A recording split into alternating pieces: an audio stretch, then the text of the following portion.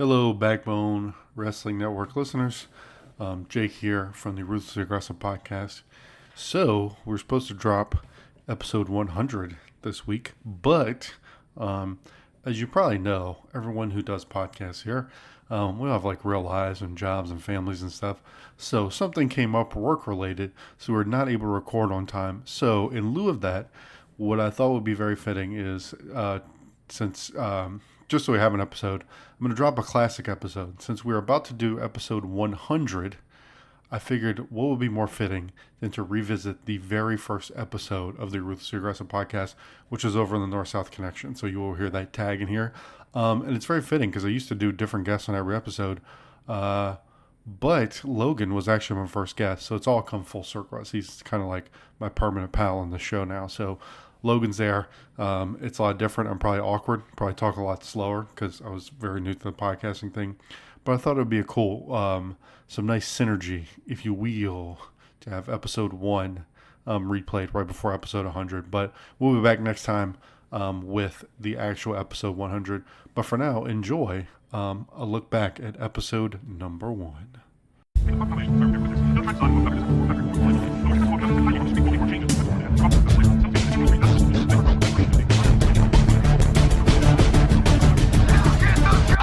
Vincent Kennedy McMahon have an unqualified success.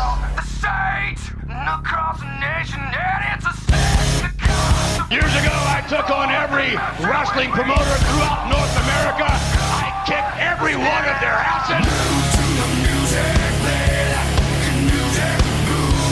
In a court of law, I took on the United States of America, and I kicked her ass. I took on WCW, and it took me a while, but I kicked their asses.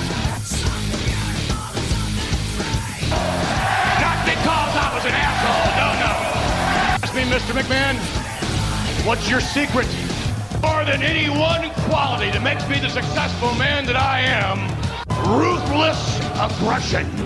So I want to know here tonight, as you stand here on my ring, which one of you has that quality? Who among you has that one single ingredient? Who has enough ruthless aggression? Yeah.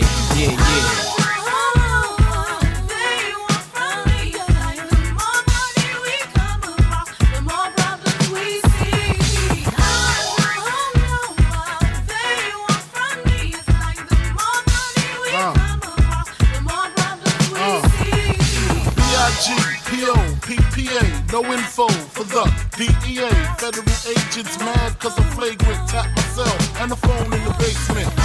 Welcome to the premiere episode of the Ruthlessly Aggressive Podcast, a deep dive into the ruthless aggression and brand extension era of WWE. So this is a new podcast here on the North-South Connection Podcast Network that I decided to take on.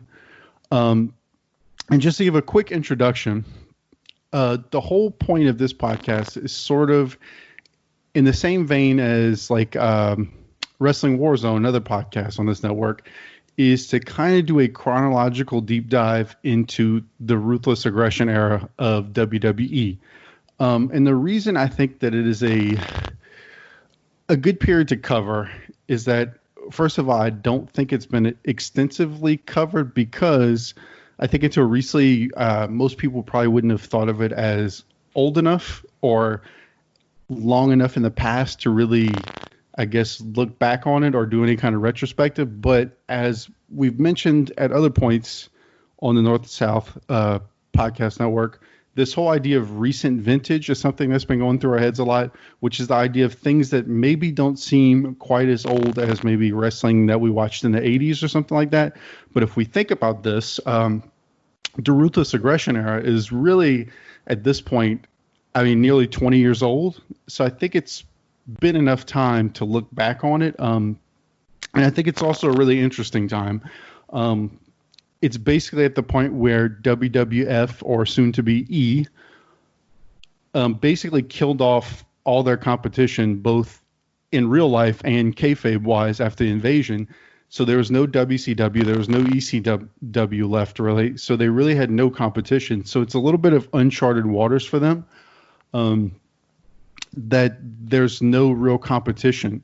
And we'll probably get to this as we go along in the timeline, that there are some hints of competition, but not anything that anybody's probably taken too seriously. So that is one thing that is unique, at least in the Vince era of WWF, is the idea of not having competition.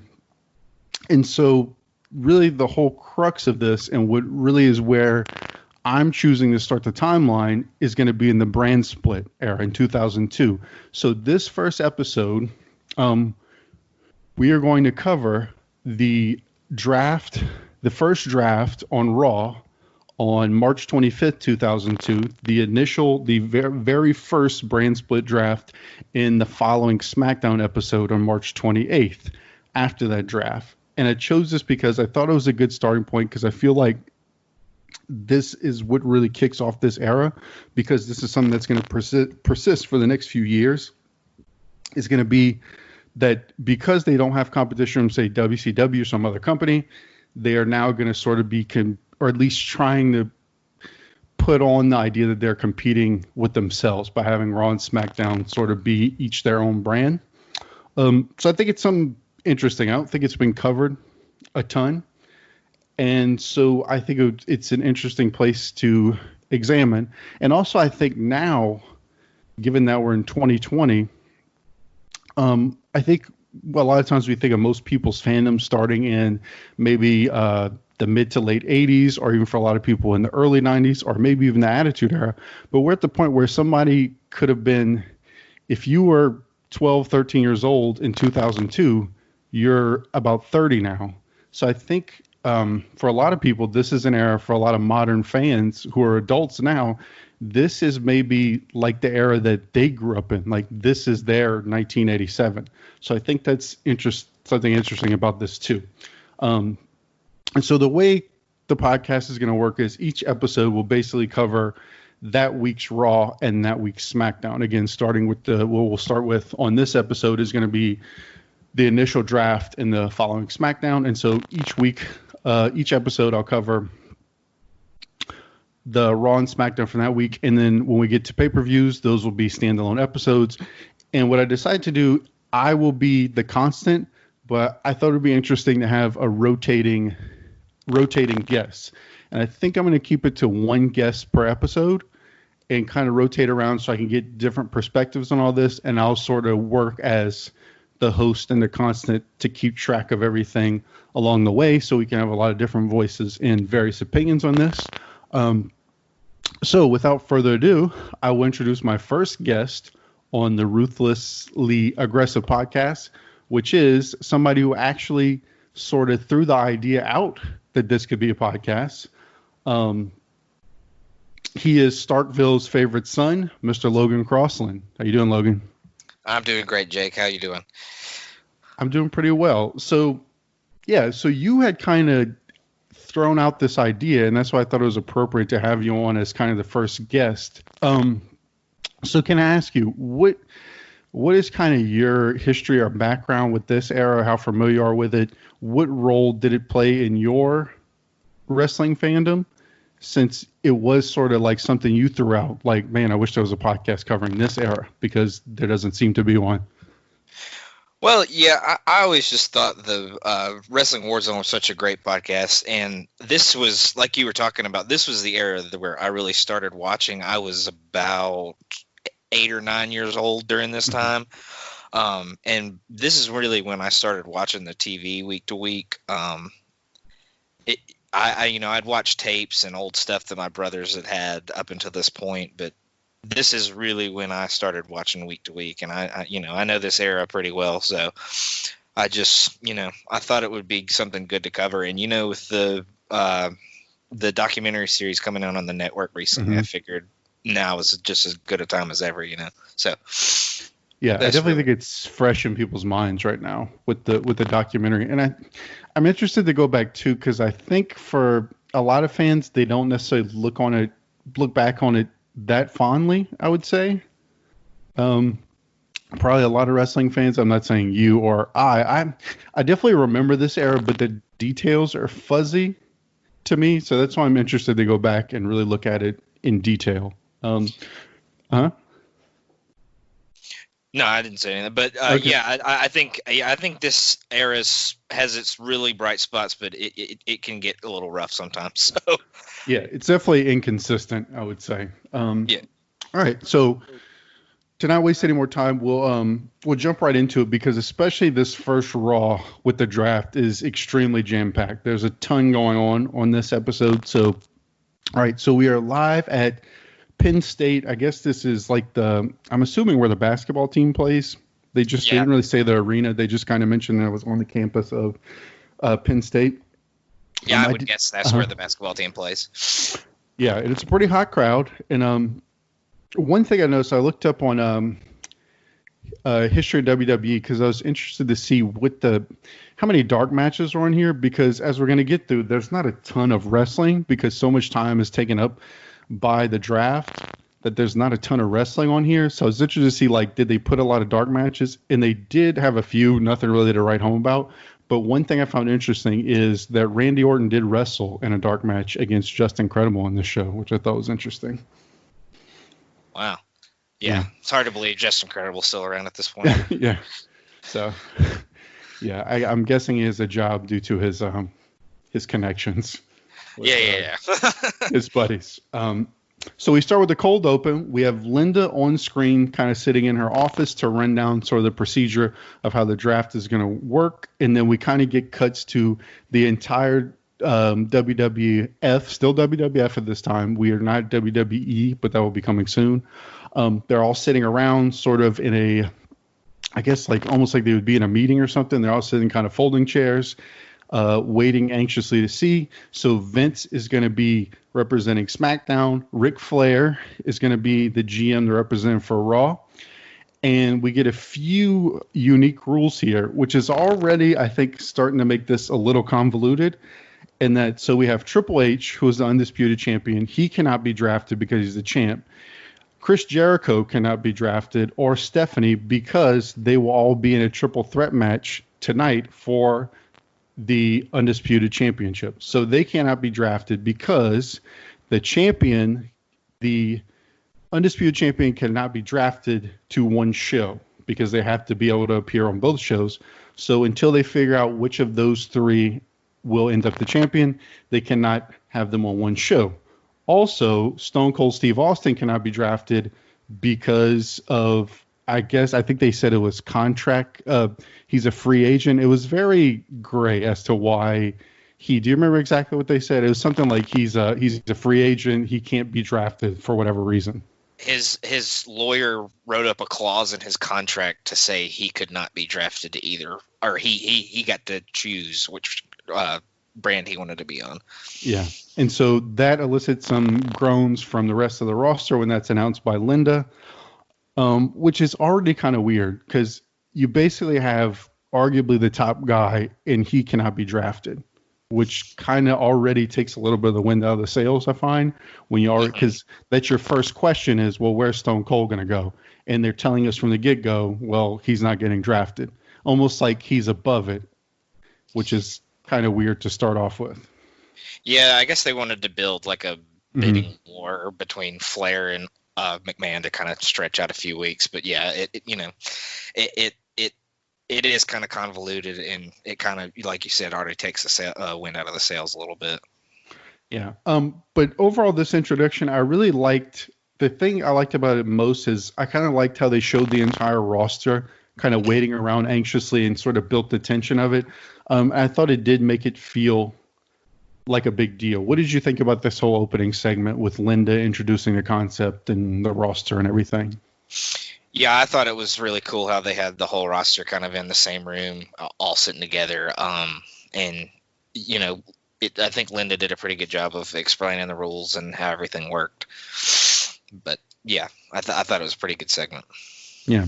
And so again, we get introduced to what's the main event, which is going to be a triple threat for the undisputed title. Stephanie, Triple H, and Jericho, with the stipulation that if Stephanie gets pinned, she is gone from the company. So we'll see. And this is a common thing that's been going on, I would say, probably since the late 90s, where they come in with this main event at the beginning of the show to try and keep you hooked for the entire show. Okay, so we come to the stage. We have podium set up where presumably this is where the two GMs are going to make their picks. I thought it was kind of weird that the show started with a match, because we see the podiums, we get all this draft hype, but the first thing we see really is not going to be an actual draft pick. It is a match between Taz and Mr. Perfect. So Taz comes out. I always found that Taz in this era, he looked like he dressed like a mechanic to me. Like he looked like the Orange County Choppers guys or whatever, because he comes in with like the black coveralls. I always thought it was a kind of an odd look. Yeah, I said he looked like he was about to go work on Undertaker's bike. Yeah. Ever. Yeah, and then we have Mr. Perfect, 2002 Mr. Perfect, which is interesting. I thought he looked pretty good, like physically, but he gets on the mic and he, to me, sounded a little rough. Like his voice, you could tell he has some years on him based on his voice. His voice sounded a little worn down, and he just cut a quick promo saying that he's the perfect pick for the draft. So this match, I would say, it was really nothing. I thought it was just something they put in there to kind of stall and not go straight into the draft and maybe build a little bit of suspense. Perfect did some of his, normal offense. He did a perfect plex, but Taz got the ropes. I thought it was a little disjointed. And again, I think it was just mainly some background to kill a little bit of time before going straight to the draft. Taz went with the Taz mission. I gave this one half a star. Really not much. It was probably 2 minutes or so. Yeah, I gave it a half a star as well. I kind of feel like Perfect seemed a little bit drunk. I don't think he was, but it kind of seemed that way a little bit. Pretty much after he hit the perfect plex, I feel like they weren't really on the same page, and they kind of stumbled through the closing minutes of the match. Mm-hmm. But it's always good to hear that Mr. Perfect theme. It's always good to see Mr. Perfect in this era, because I don't think he hangs around too much longer. But yeah, it was a good little thing to sit out there before the crowd, before they started making the picks and stuff. But yeah, it was basically just something to kill time, and it's something we'll get used to on this show, because this is about par for the course as we get through the rest of the show.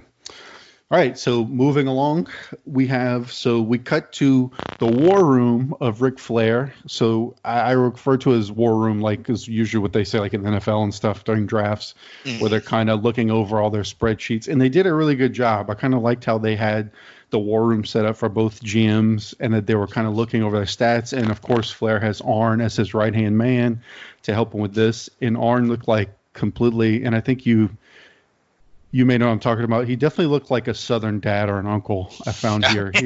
Yeah, for sure. Like, he definitely looked like he would be like my dad or one of my dad's friends, for sure. Like the way he was dressed. He definitely looks like your dad's buddy that, lives down the street. So we have, we find out that Vince is going to get the first pick. And Arn says that they need to have an A and B plan. So there really wasn't a ton of substance to it as far as him giving away strategy or anything. It just kind of let us know Vince is getting the first pick, and that just to kind of establish that this is where they're strategizing, that they each have their little rooms that they're planning everything out. You have anything to add, Logan, on this? Yeah, I like that Flair had Anderson as his, kind of right-hand man assistant kind of a guy, and that Vince kind of stood alone because, he didn't need any help. Yeah, it makes sense. So on that note, like you said, so then we cut to his own war room, which he has a bunch of folders out, and there's an Angle photo, a picture of Kurt Angle conspicuously on the table. So we'll see how the actual execution of this goes. But already, like with these two war rooms and what we saw at the beginning with all the guys in the kind of waiting around in the locker room, I like the aesthetics of everything. I really like the presentation, the podiums, the war rooms, all the guys in the back. I really like the way it's being presented as far as the look of everything. We don't completely know like how it's actually going to go down yet, but I like the way it looked. Yeah, it gave it a real sports feel. It was a good idea on them. Yeah, they definitely put effort into the presentation of it, like the actual look of how it was going to come across on TV. Mm-hmm. All right, so moving on. So Vince comes out for his first pick at the podium. And I thought this was it's a real subtle thing, but it was a perfect Vince line that he says that he gets the first pick because he defeated Flair in a coin toss.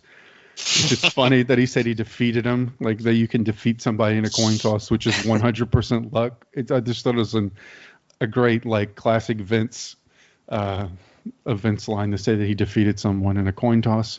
So, of course, we are they really haven't gone away, but we are still really heavy in the what chants. So already as Vince starts to talk, everything he says, we get the what chants pretty loudly from the crowd, which is something that's going to continue. Unfortunately, I don't know what your thoughts are on the what chants, but... it can come or go. It's whatever. Yeah, it's going to happen whether we want it to or not. Yeah. So he makes his first pick. The first overall pick is The Rock, which, this makes sense. The Rock is arguably the biggest star they have. So I thought this was a logical pick for Vince to pick The Rock. You have any thoughts on The Rock as his number one pick? No, I thought it was a great pick. It was the obvious choice. I believe the graphic said that he was the youngest WWE champion at this point still. So, but yeah, I think it was a solid pick, of course.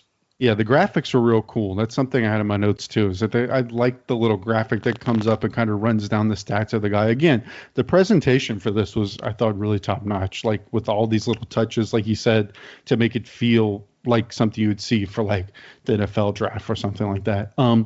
But so this already sets up some tension because Rock, who's a pretty big face at this point. He's full on like face Rock at this point. So he's not happy that he's getting picked by Vince. So he heads out to a massive pop. He is super over. This is like The Rock kind of getting to the tail end of his first run because by SummerSlam, he'll pretty much be gone for a good little while after that. And so we're in March. So he's got about 6 months or so, but we're getting to the tail end of his main run in WWF, but he's still way over the crowd. He has a crowd in the palm of his hands. So Vince speaks first. He says Rock can't lay hands on him. He's not putting a foot in any candy asses. And Rock can't say it doesn't matter because it matters to him, Rock. The whole time Vince is getting an asshole chant. And so to combat that, he tells the crowd, don't call The Rock an asshole. He's my number one pick. Don't call him names. And he says he made The Rock, he brought him in, and he can take him out. And so Rock cuts him off with the whoa, whoa, whoa. Starts running down all of his historic Raw moments. It's Rock reminiscing on everything he's done, that it wasn't Vince that made The Rock, it's the people that made The Rock. Kind of just getting some cheap heat like The Rock is known to do, but he's so good at it. Kind of just getting, he mentions, he said something about Beaver Stadium, which, does that even make sense in here? Did he just want to, is Beaver Stadium affiliated with Penn State? I don't know. Yeah, that's their football stadiums, what they're called. Yeah, that makes sense. King actually piped up when he said the word Beaver, and JR told him to calm down. Yeah. And then he gets the crowd to do this chant where one side of the arena says you are and the other side says an asshole at Vince. So we have the whole crowd saying you are an asshole. And of course the entire crowd listens because The Rock is a master of working the crowd. JR had a weird line saying that it was like a proctologist convention. I don't know if you caught that one, which I get. Missed that one. Yeah. Which I didn't quite understand because I don't know if it's why would, I get the whole proctologist and asshole thing, but why would they be chanting you are an asshole if they're... I don't know. It was, very vaguely related, but anyway, so this was a typical Rock promo. He's super over.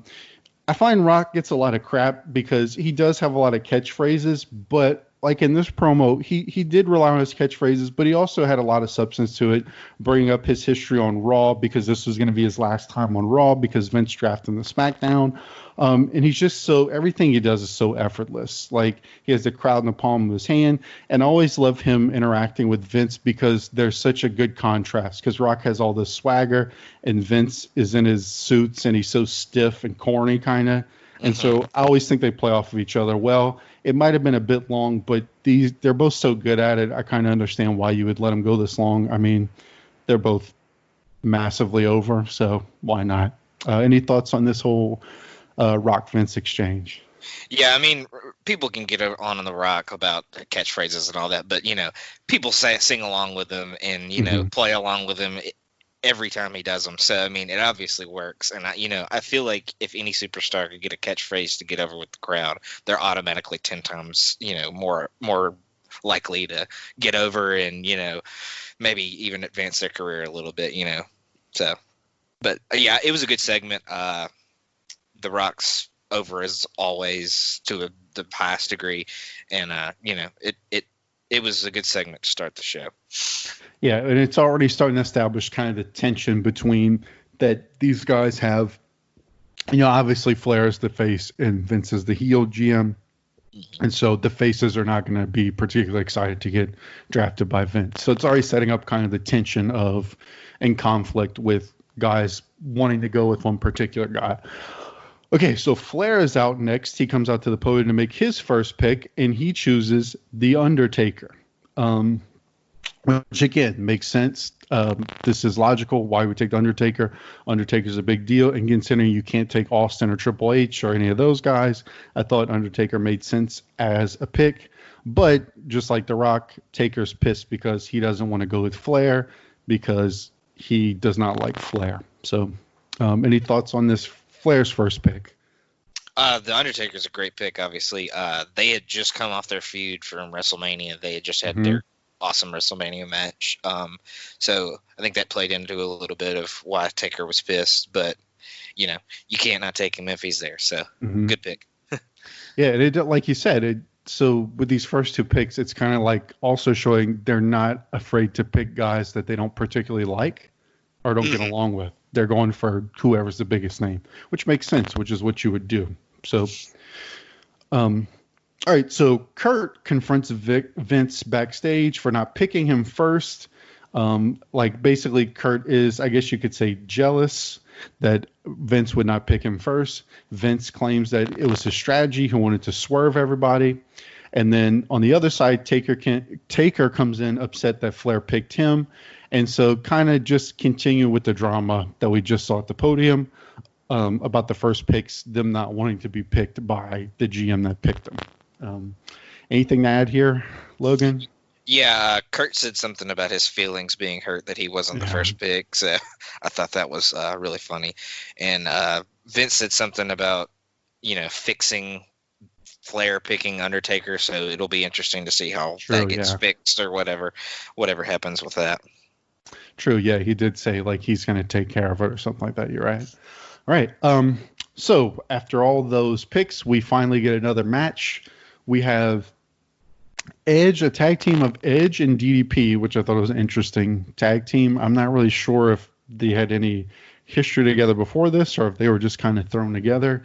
I think this was kind of feud versus feud tag team match. Like one guy was against one guy was against the other, So that makes sense. And so they're facing Christian and Booker T.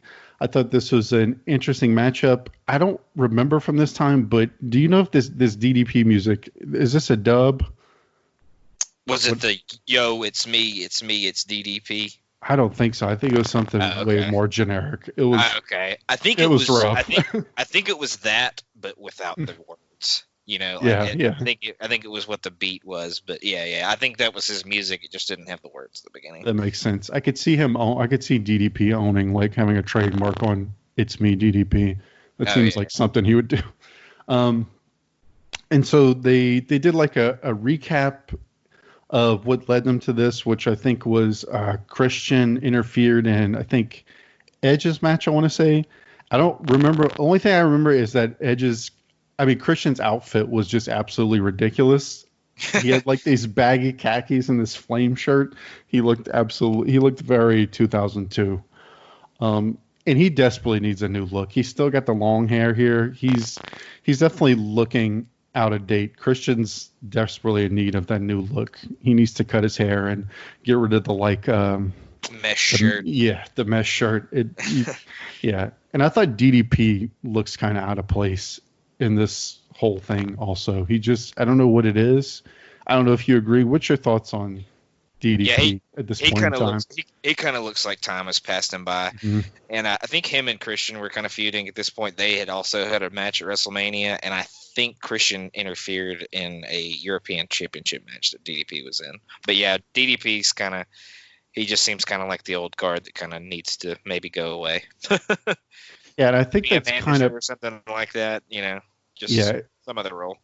And I feel like that's what they're hoping probably to accomplish with the draft is to kind of like shuffle everything around for guys like that. But the match itself, Booker wins with a scissors kick. It was real standard tag stuff, not very long at all. Really not enough time to really do much of anything. But they did have a lot of energy, I thought, in the match. But the match was only a couple minutes, so there's no time to establish any kind of tag, no psychology or anything. They just come in and do a few moves, and then Booker hits a scissors kick and wins. So I want to star in this one just because I thought it was a little more crisp than what we saw earlier, but I mean, not enough time to really do much of anything. Yeah, DDP, it's a diamond cutter at some point, so that bumped it up to about a star for me. So, it was just pretty basic, pretty standard. They're still playing up the Edge and Christian being brothers storyline. I don't know how much longer that lasts, but I always thought that was funny that they carried it out this long. And Christian had the great, "At last you're on your own" music. I always loved that theme. So, but yeah, it was pretty standard tag. Didn't last long enough to really accomplish much, but 1 star. And it's almost like they have to have some matches, but you can tell they want to do too much of anything because everything is getting reshuffled. So unless it's something that directly relates to the draft, like something to do with which guy's going to which show, it's like they're not really worried about building any angles right now because the draft is the focus of everything.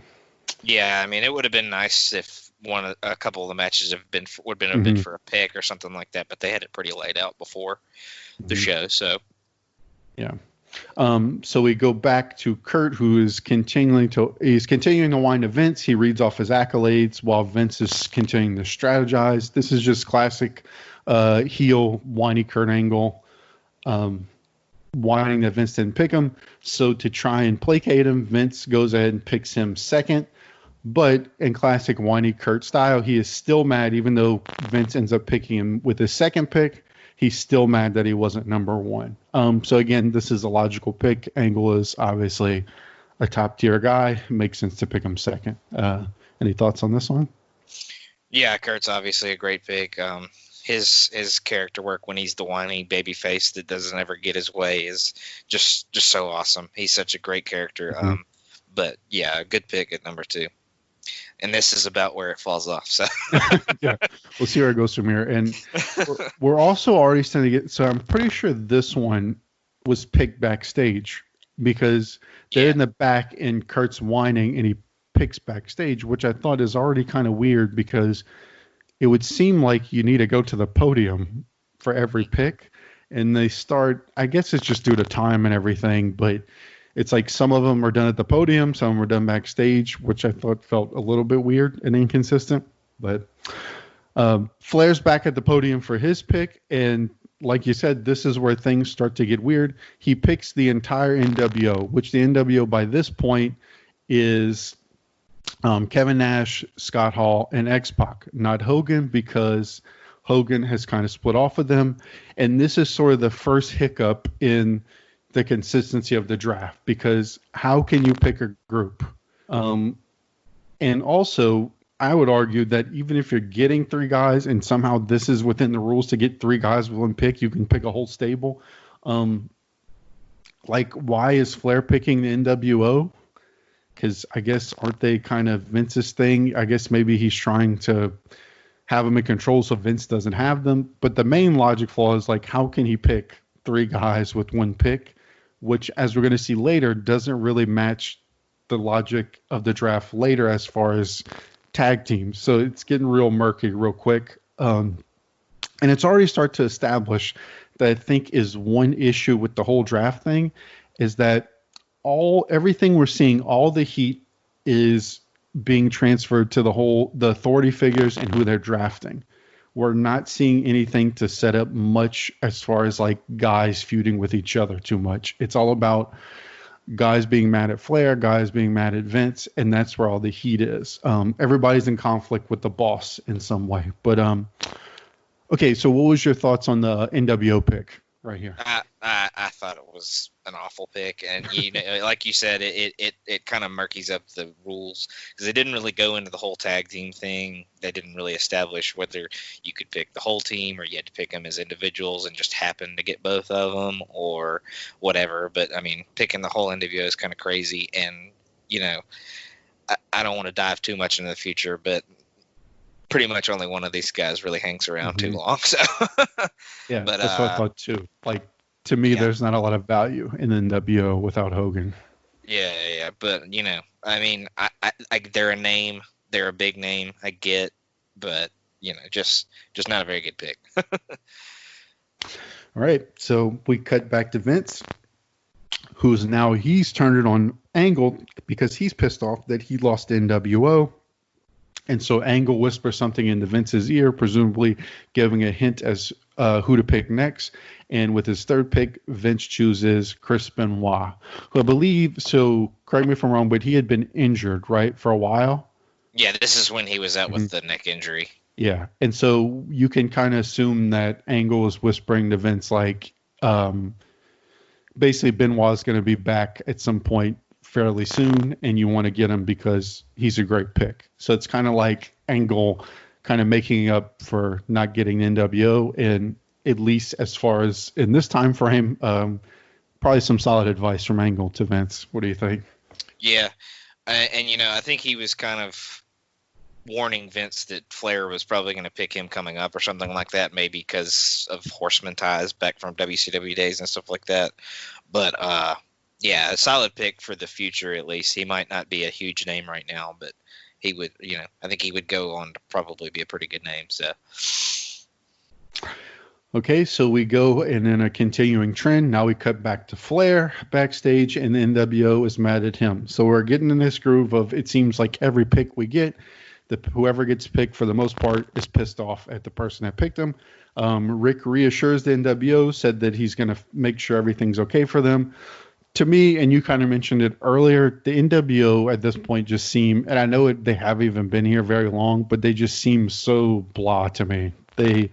To me, they have no juice. They seem really out of place.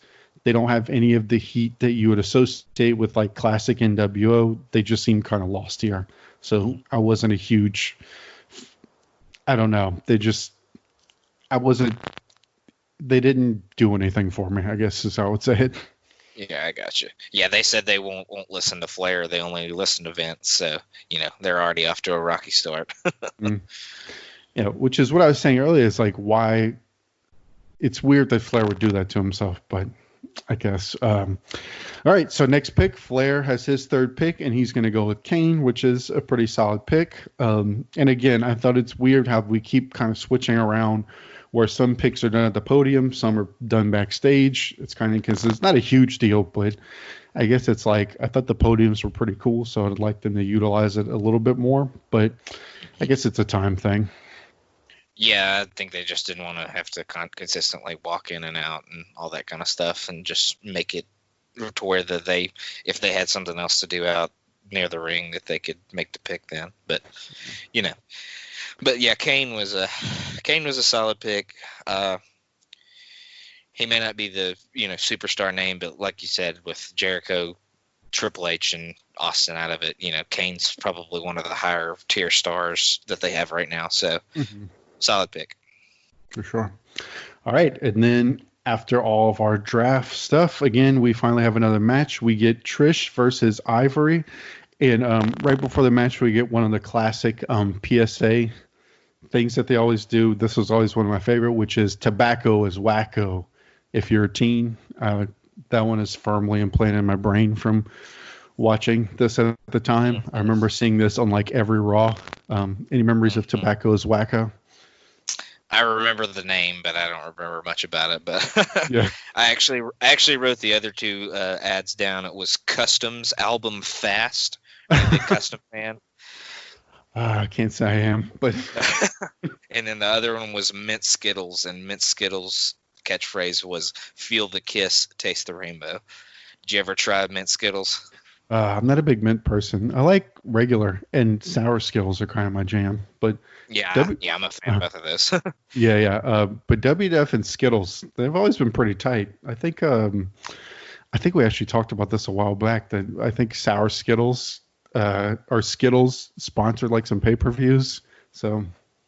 Yeah, I think Sour Skittles actually sponsored WrestleMania 18 that had just happened. So. Oh wow! So, yeah, WWF and Skittles tight partnership. Yeah, Vince must be a big candy fan because they have a lot of candy sponsors. Okay, so we get into the match. So the outfits, I put in my notes that there was a lot of vinyl going on because both of them kind of had the vinyl kind of plastic looking pants going on here. Oh yeah. Very nice. And King, in a very questionable comment, says that he mentioned something about Jazz. I remember why he brought up Jazz because she's not even in the match, but he said that he had seen better faces on a gargoyle, which is a classic cheesy King line. which we're kind of getting into like kind of insufferable King at this point, where he's like real pervy and just makes a lot of corny jokes that are not always great. And I guess this is an example. To go along with the Mint Skittles feel the kiss thing, he told Trish that she could feel the kiss, and then he made the first puppies reference in this match. So mark that down. This is like a pervy uncle. Yeah. But again, in a trend that we've seen all night, this match gets barely any time. It is super quick. But again, like I said earlier with the tag match, it was energetic. It's very hard to put together anything. We're only given 2 to 3 minutes because obviously on the show, they're just really worried about the draft. I thought there was a really awesome head scissor off the top rope, which I thought was pretty much the highlight of the match. So I want to star on this just for the energy, but really not much to talk about in this one. Yeah, like you said, it was a fairly energetic match. I always like the bulldog that Trish did off the ropes, and with the vinyl pants, you got to give it a star at least. So, which Trish won. I don't know if I. Trish won with the bulldog. Yeah. I think it's Stratisfaction. I think that was the name of that move. Mm-hmm. Yeah. All right, so if we have nothing else on that one, we'll keep on chugging. So Vince is back at the podium. He a nice callback to earlier. The crowd has not forgotten the "You are an asshole" chant, and so he gets pelted with that as he walks out to the podium, and he picks Hogan at number 4. Hogan is basically at this point cut ties with the NWO after kind of his, I guess, unexpected babyface turn at WrestleMania. Because we're only about a week removed from WrestleMania. I think this is not the Raw after Mania, but there was like one Raw after Mania, and now we're here. That's right. So he picks Hogan, which again, this is especially based on WrestleMania. I mean, Hogan is a solid pick, and this is interesting to see where we're going to go with this whole little run with Hogan here. But what'd you think of the Hogan pick? Yeah, another solid pick, and it kind of keeps him and Rock together. So in case they wanted to revisit that match at any point, they could definitely do that. But I mean, for name value alone, it's a real good pick. Yeah. Okay, so next up we cut to Vince's War Room, and he is. Oh, I'm sorry. We go to Rick at the podium before we go back to Vince, and he's going to do his number 4 pick, and he's going to pick the Intercontinental Champion RVD. Again, these are still far. I would say every pick we've gotten to me makes pretty good sense, except for the NWO. I thought besides the NWO, which was kind of illogical and just not even a great pick, I wouldn't think. All these picks I think make sense for the most part. I can't find too much fault with it. we haven't seen much as far as the rationale as to why each guy's picking who they're picking, aside from they're picking big names, but there hasn't been much as about like why particularly they want RVD, except for like here we're starting to see that one strategy I have is you want to get the guys with the titles, because if you have the title, then the title is on your show. So we can assume that's part of Rick's strategy here is to get RVD, is to get the Intercontinental title. Yeah. I mean, and RVD's at this point is a rising star. I think, had they properly used him in some situations, he probably could have been a much bigger star for them. But, getting the IC title was probably the crux of Rick's pick at this point. But, RVD's a good talent as well. Yeah. And so now we cut back to Vince, and he is upset that he did not get RVD, mainly because he wants the Intercontinental title. And this has nothing to do with the picks or anything, but I don't know if you noticed this peacock painting in Vince's office. It was I don't know if you saw it. No, I didn't. It was very, very strange. It was like this extremely detailed. It was right behind him every time they would cut to him, and it was this extremely detailed peacock. I don't know if maybe that's some Vince symbolism or something. I don't know, but anyway, Kurt he says, likes a good cock, Yeah. Cock of the walk. But Kurt says that so we're kind of getting this weird kind of father-son dynamic with Kurt and Vince here, where it's like he's the angry dad. Kurt's the whiny kid and the angry dad. So it's like he wants to please him now, and he says, look, I'll take care of it. Let me face RVD tonight, and I will get us the Intercontinental title, and we can bring it back to SmackDown. And I thought this was a pretty good setup for a match, right? Because first of all, it's a good matchup, RVD and Kurt, and it's logical that he wants to go out and win the title so he can bring it back to Vince on SmackDown. So I thought this is a pretty good way to set up the match for later. What'd you think of this whole deal? Yeah, he wants to make Vince a proud papa. So yeah. I mean, it makes sense and all, and Angle and RVD will definitely be a good match.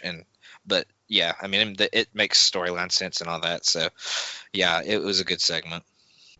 Yeah, and it gives us something to look forward to in this show in the ring, because it's been very heavy on the draft stuff. So it's kind of good to have some kind of featured match besides what we've seen so far, which is kind of just stuff being thrown out there to kill a few minutes. Yeah, it's always good to see a title match too. Yeah, for sure. And so next up we have Rock and Hogan backstage, and they cut a little tandem promo. They talk about how the NWO turned on Hulk, and Hulk wants to tag against the NWO to kind of get revenge because he wants their last Raw moment to be big, as he and Rock are both going to SmackDown. So I guess kind of like in the wake of Mania, Rock and Hogan are kind of buddy-buddy now after they sort of had their respect moment after their match. You could really see the goodwill building on Hogan, I think, at this point after the performance at Mania. Like you'd see he's kind of getting over as a face. The crowd's behind him. He's getting this. He's getting the rub from Rock, who's obviously massive. And I like how they're building up a match for later in the show, because now we're basically going to get Rock Hogan against the NWO in a handicap match.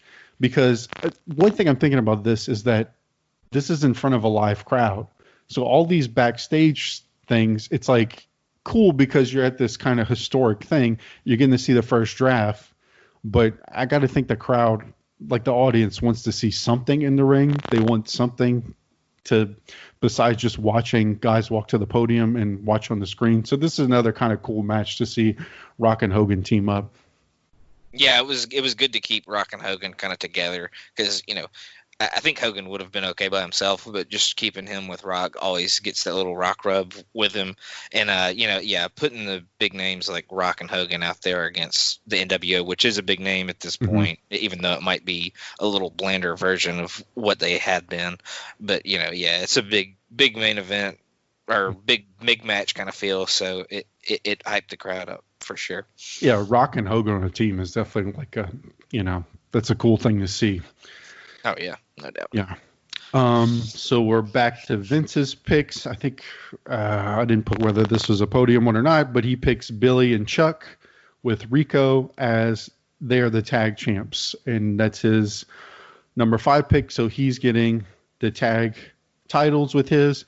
And so here we can assume here that, okay, so since Flair picks the NWO, which is 3 guys with 1 pick, and Vince picks Billy and Chuck with 1 pick, we can think, okay, so if guys are in a tag team or a faction, you can get them with 1 pick, is what we're kind of led to believe, even though it wasn't established beforehand. Mm-hmm. So we'll see how this plays out later as we get into some other picks. This is kind of come into question as to we're going to have something that's going to contradict this later on. Yeah. And I think they really allowed them to pick Billy and Chuck just because they were the tag champs, just because they didn't, you don't want to split those 2 up and have the belts on separate brands or whatever. But I really was confused by why the women's and the Undisputed Championship are on both brands, but why are the tag titles not on both? Yeah, that's a good question. So, but it there's a lot of logic flaws, but yeah, it'll get figured out eventually. Yeah, you sort of get the sense that this is not something they planned out like really far in advance as far as like how all the logistics are going to go. It definitely has a little bit of a feel like they just kind of put this together quickly. I don't know if they did or not, but sort of things like this, the inconsistencies sort of suggest that they were just kind of trying to figure it out quickly. Yeah, kind of figured it out on the fly a little bit. So we get I always like these. So we get the little flashback. They've been doing this since like the mid 90s, but it's the flashback of the NWO killing, like beating up Rock and Hogan. I think it was like at the previous week's Smackdown or something like that. That's correct. Yeah, beating them up. And so I always like this because they would always do these little flashback things right before the match that they were relevant to. So it kind of gave you a reminder of what happened last week to kind of set up what's going on this week. So I always kind of like those. They had different sponsorships and names. I forget what this one was, but these are always effective. To that. But yeah, I always like those before the next segment and all that. Okay, so we get the big tag match, handicap tag match, which is Rock and Hogan versus NWO. Like we mentioned earlier, this is a huge match on paper. Hogan and Rock teaming. The NWO's entrance is still killer with all the lighting effects and stuff. It's still a really awesome entrance. And I guess X-Pac is kind of like, I don't know how recently he had joined. Did they kind of throw him in there to sort of fill the spot left by Hogan? I don't know how long he had been with the NWO, or do you know, Logan? I think he had joined that last Thursday on SmackDown. Yeah. I think that was the big thing, is he kind of helped Hall and Nash beat the crap out of Rock and Hogan, so it was kind of an outnumbered situation. Yeah, makes sense. That's how it came off to me, is that they needed to kind of fill the void, because if you just have Hall and Nash, it's not really the NWO. It's just like the outsiders. The crowd's super hot. And one thing we haven't mentioned yet is they keep having the ticker come up at the bottom to sort of recap all the picks that have happened early in the show, which I thought was another nice kind of aesthetic touch on this, to have the ticker to remind you of all the previous picks. Again, building that like this is a real sports style draft. I thought that was a good touch. Yeah, good visual for sure. And they've said the word poison about 1,000 times at this point, talking about the NWO. So this match, it gets a little more time than what we've seen of everything else on this show for obvious reasons. So each member of the NWO tags in. They kind of ping pong for Hogan for a little while until Nash kind of takes advantage. And then a good portion of the match was the NWO kind of isolating Hogan, and he sort of plays the face in peril for a very short time until he tags Rock. He gets a hot tag to Rock, and Rock is always a really awesome hot tag guy because he has so much energy and charisma, and so he kind of lays them out. So that was pretty cool. They're really pushing, I thought, during this, that is the last appearance on Raw. Like, this is going to be the last rock bottom you ever see on Raw. This is the last this you'll see of Rock on Raw. So they're really trying to push the finality of the draft. Like, you're not going to see Rock. Like, really trying to get across that, like, hey, we're serious. When he goes to SmackDown, you're not going to see Rock on Monday night, which at the time is, like, kind of wild to think about. Mm-hmm. That, like, arguably their biggest star is not going to be on what we've been taught is for years is their flagship show. That, you know, these big stars are never going to be on there again. It's kind of strange at the time to really believe that. But Hogan drops the leg. X-Pac breaks it up. As then everything kind of starts to break down. The NWO starts ganging up on them. Kane shows up and kind of wrecks everybody and comes in for the save to help Rock and Hogan, and that kind of leads to the DQ. And so we also see that there's no loyalty to their brand yet, because Kane is a Raw guy and he's helping out the SmackDown guys. So they really haven't established any that the SmackDown guys are against the Raw guys yet. But as far as the whole match goes, I thought it was pretty solid. Kind of an abbreviated basic tag formula stuff before Kane comes in and ends it.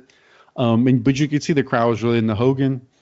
I went 2 stars on this one. It was solid, but not anything amazing, but just kind of solid. Yeah, I went 1.5 stars. Yeah, it was pretty basic. Like you said, they worked over on Hogan for a while. Rock got the hot tag. I thought it was funny how Rock I think he hit the rock bottom on Hall maybe. And, I wrote down that Hogan must leg drop because, Rock clearly could have gotten the pin there, but Hogan wanted to drop the leg. I think Flair, when he picks Kane, says he's kind of picking them so he can keep an eye on the NWO, keep them in check or something like that. So that, that's kind of why I think Kane kind of helped the other 2 guys. But yeah, it was kind of weird that the Raw guy kind of helped the 2 SmackDown guys at the same time.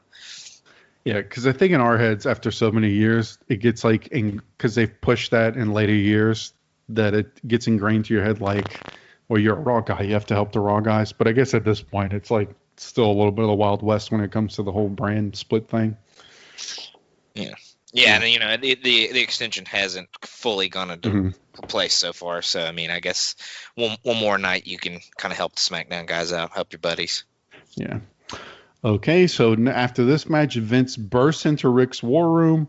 He says Rick is sabotaging him, and so they kind of start machine gunning some picks out while they're in the same room. Flair takes Booker T, number 5. Vince responds by taking Edge, number 6. And so you could tell as we're getting to a later part of the show, they really need to start getting these picks out because the goal is for them to each have 10 picks. We didn't mention, so whoever doesn't get picked by 10, when each has 10 picks, they'll be thrown into a lottery, which is going to be randomly selected who goes to each show. So they're kind of picking up the pace here. Rick takes Big Show at number 6. Vince takes Rikishi at number 7. In a funny moment, I think it was Rick said, so you can sit his fat ass on your face. And so, which causes Vince to push down Rick. And then in classic chicken shit style, Vince bails out through the door. So we had a lot of rapid fire picks here. I thought they made sense because now we're kind of getting to the mid card. And, I'd say Edge and Booker T kind of on the same level. And then I guess Big Show and Rikishi, you kind of get a big guy for each show. So you could tell they're kind of trying to balance it. So these picks, I think, for the most part, made decent sense. Yeah, I mean, Booker T and Edge are high-tier mid-carders, so that they can eventually get into the main event just a little more polishing. And, yeah, you got your 2 Haas guys with Big Show and Rikishi. So Rick has a pretty Haas roster so far. He has a lot of big guys I feel like he's picked. Yeah, for sure. He's got Kane, Undertaker, Nash. Yeah, he's got some beef on his roster for Raw. So next up we have a match with the Hardys and Billy and Chuck all come out, but it is just a singles match with Jeff Hardy versus Billy. The Hardys were glowing as they came out. And so this was a match with a ton of shenanigans. Again, not a lot of time for this one. Like most matches on this show, they did not get a ton of time. It was mostly just a lot of shenanigans with Rico interfering, and then Lita comes in and she hits a really, really bad Rana, on Rico. It was her legs were both on the same side of his head. They were both her legs are on his right shoulder, but he sold it as if she caught his head. So it was very strange. It looked really bad. But Jeff is able to, Rico's a marvel during this time. yeah. So Jeff is able to get a roll up after Lita gets Rico. Again, it was kind of just a big mess. Not really much of a match. I went 0.5 star. Yeah, I went half a star too. JR said he's never heard of a team having a hairstylist before. King mentioned something about Rico thinking or being appalled by Jeff's rainbow-colored hair. Oh yeah. And then I made the note about the horribly botched Rana at the end. But yeah, Jeff gets the roll up with that distraction. But yeah, not too bad. Jeff was always one of my favorites, and I think he really became one of my favorites during this time because he has a match further down the road with Undertaker that's really, really good. And that I really think that was one of the first Stevie matches I saw, like kind of week to week. But yeah, Jeff is always one of my favorites, so I'll give it a half a star just for that. Gotcha. Yeah. So, yeah, making the Lita Hurricane was rough stuff. But kudos to Rico because he tried to sell it. But yeah, it was just like classic. You don't want the two tag teams to go against each other, so you just pick one guy from each team and put them against each other. Yeah. All right. So we head back to Flair's War Room, and he says that he is going to pick Bubba Ray as his first step to getting the Dudley Boys as a team on Raw. And so basically to screw him, Vince responds by picking Devon. And so this is kind of a weird thing because from what we've seen so far, now you made a good point that maybe for Billy and Chuck it's because they're the champs, so that's why you get them in a package deal. But the NWO thing, so you can pick the NWO, which is 3 guys in one faction, but you have to use 2 picks if you want to get the Dudley Boys. So this is kind of where the logic, you start to see that they're just using whatever logic fits their purposes of whatever story they want to tell. And I get why they want to do it because it is kind of an interesting angle. Like they're reluctant, like most breakups you see with a tag team, it's one guy turns on the other one or something. You don't see as often like a reluctant breakup where the guys are forced to break up even if they don't want to. So it is a cool angle, but it didn't make a whole lot of sense to me, especially with the NWO pick, or it should have been established at some point. So it kind of takes a little bit out of it when it seems to be a little illogical with the draft. What'd you think of this whole deal? Yeah, and the Dudleys have never really been a part. You could have done with this with a team like the Hardys. Like I could see the Hardys kind of splitting off and doing their own thing because I think that they could be their own people. But the Dudleys have just been such a package deal that it didn't really make much sense. But we'll kind of see where this goes, and maybe it'll have good results, but I kind of doubt it. Yeah, we'll see this continue as we get to Smackdown in a little bit. Yeah. So next up, we have a match, or what we think is going to be a match between Rikishi and Regal, which I was kind of a little bit pumped for this one. I thought this would be kind of an interesting match. I think anytime when I see Regal, I'm just interested to see like what he's going to do. Like to me, like figuring how Regal was going to work Rikishi would be interesting, but it never happens because Brock Lesnar comes out and ambushes Rikishi and kind of just beats the hell out of everyone, with Paul Heyman directing him. So we never really get the match. This was just a segment to start to continue to build Brock Lesnar as like a monster. I thought Rikishi's selling was really awesome when Brock hit him. Rikishi's always really been a good seller for a big guy. And JR had a classic line because he said that Heyman was a hemorrhoid on the face of life, which again is kind of like, I get what he's going for, but it's like, if he's a hemorrhoid, shouldn't he be like a hemorrhoid on like the ass or the anus of life? The ass of life, yeah. Yeah, you don't get hemorrhoids on your face, Jar, but I guess it's just when they call him a hemorrhoid. But yeah, so yeah, I always really liked how I like how Lesnar hits the F5 back in this time because it seems just so much more fluid than it is now. I feel like it's really clunky these days, but I feel like just the motion that when he spins them around was just so much more, snug and really, really swift and quick, and it looked a lot cooler back then when he can just kind of glide into it. So what were you, because this is very early Brock where he's coming in and they're trying to put him over this monster who's just coming with Heyman with him to wreck everybody. What was your initial impression of Brock? Because like I was a little younger, so to me at first, like I didn't know anything about his background as an amateur wrestler or anything like that because I was a little bit too young still at this time to really like for any of that to really be relevant to me. And so I wasn't completely like I definitely loved all the him coming out and like just destroying guys, but like to me, and I guess it's just because you know that they always bring in big guys. So to me, he hadn't quite yet like established what was going to set him apart. Besides that, he had Heyman with him. Like what was going to set him apart from other kind of big guys? Because other than just like being as brutal as he is, there's nothing really. The character at this point is not super like established as who he is. He's kind of just a monster. He wears pretty plain gear. He kind of has short blonde hair. So I wasn't like immediately like, well, this guy's going to be like the next star necessarily at this point. I don't know. How did you see him at this time? Well, I feel like I had never seen anybody with muscles that big. He was, I mean, he just absolutely jacked. His traps were freaking huge as shit. And, he could have ended up being one of those really generic, kind of guys that they throw with Taker. And I mean, not necessarily in this period, but the guys in the past that they've kind of thrown with Taker, and Taker kind of lets him have maybe one win or two, and then he eventually squashes them, and they just kind of go away forever.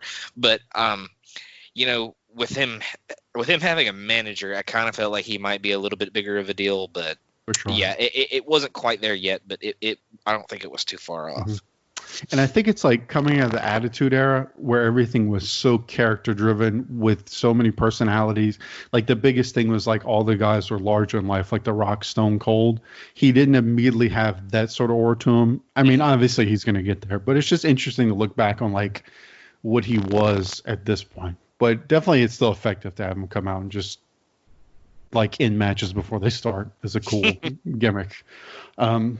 Next up, we get a quick segment with Jazz at WWF New York, which is still in business at this point, and she kind of says that she's the bitch appearing on both shows. So not much to say about this. Kind of just a typical WWF New York segment.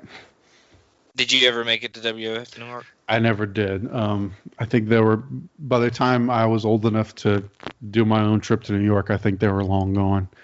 I don't think they lasted too long. I think I went in 2000. And we went by. I don't think we ate there or anything, but we went in and took like a picture with the big mural of The Rock and everything. So there's a picture around my house with that somewhere. So might have to pull it out and send it to the group chat one day. That's amazing. All right. So in a well-timed pick, Vince comes out to choose Brock, but Flair comes back at him and says that Vince is trying to cheat because it's not even his pick. So Vince tries to talk him out of it and bargain, saying he'll let him have two picks later. Flair's not having it, and he goes ahead and picks Brock. And in a funny moment, in retrospect, Vince picks Mark Henry and tries to kind of frame it that these are kind of equals, which at this point in time is kind of interesting considering like in the next few years where both guys were going to be, that Vince is equating Mark Henry to Brock. I thought was funny to look back on. That's his response is to pick Mark Henry, which Mark Henry would obviously kind of resurrect himself, but his career. But at this point, this is not the prime of Mark Henry's career. Yeah, like the next 2 or 3 years are probably not the prime of Mark Henry's career to say. Yeah. At least. So it's funny to hear Vince kind of say, well, you got Brock, I'm going to get Mark Henry. Those are even.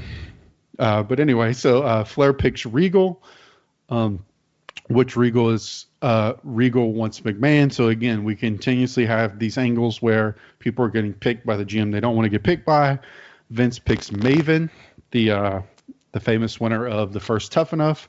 And then what I thought was one of the odder picks of this whole drive, Flair picks Lita, which I thought was extremely random to pick Lita.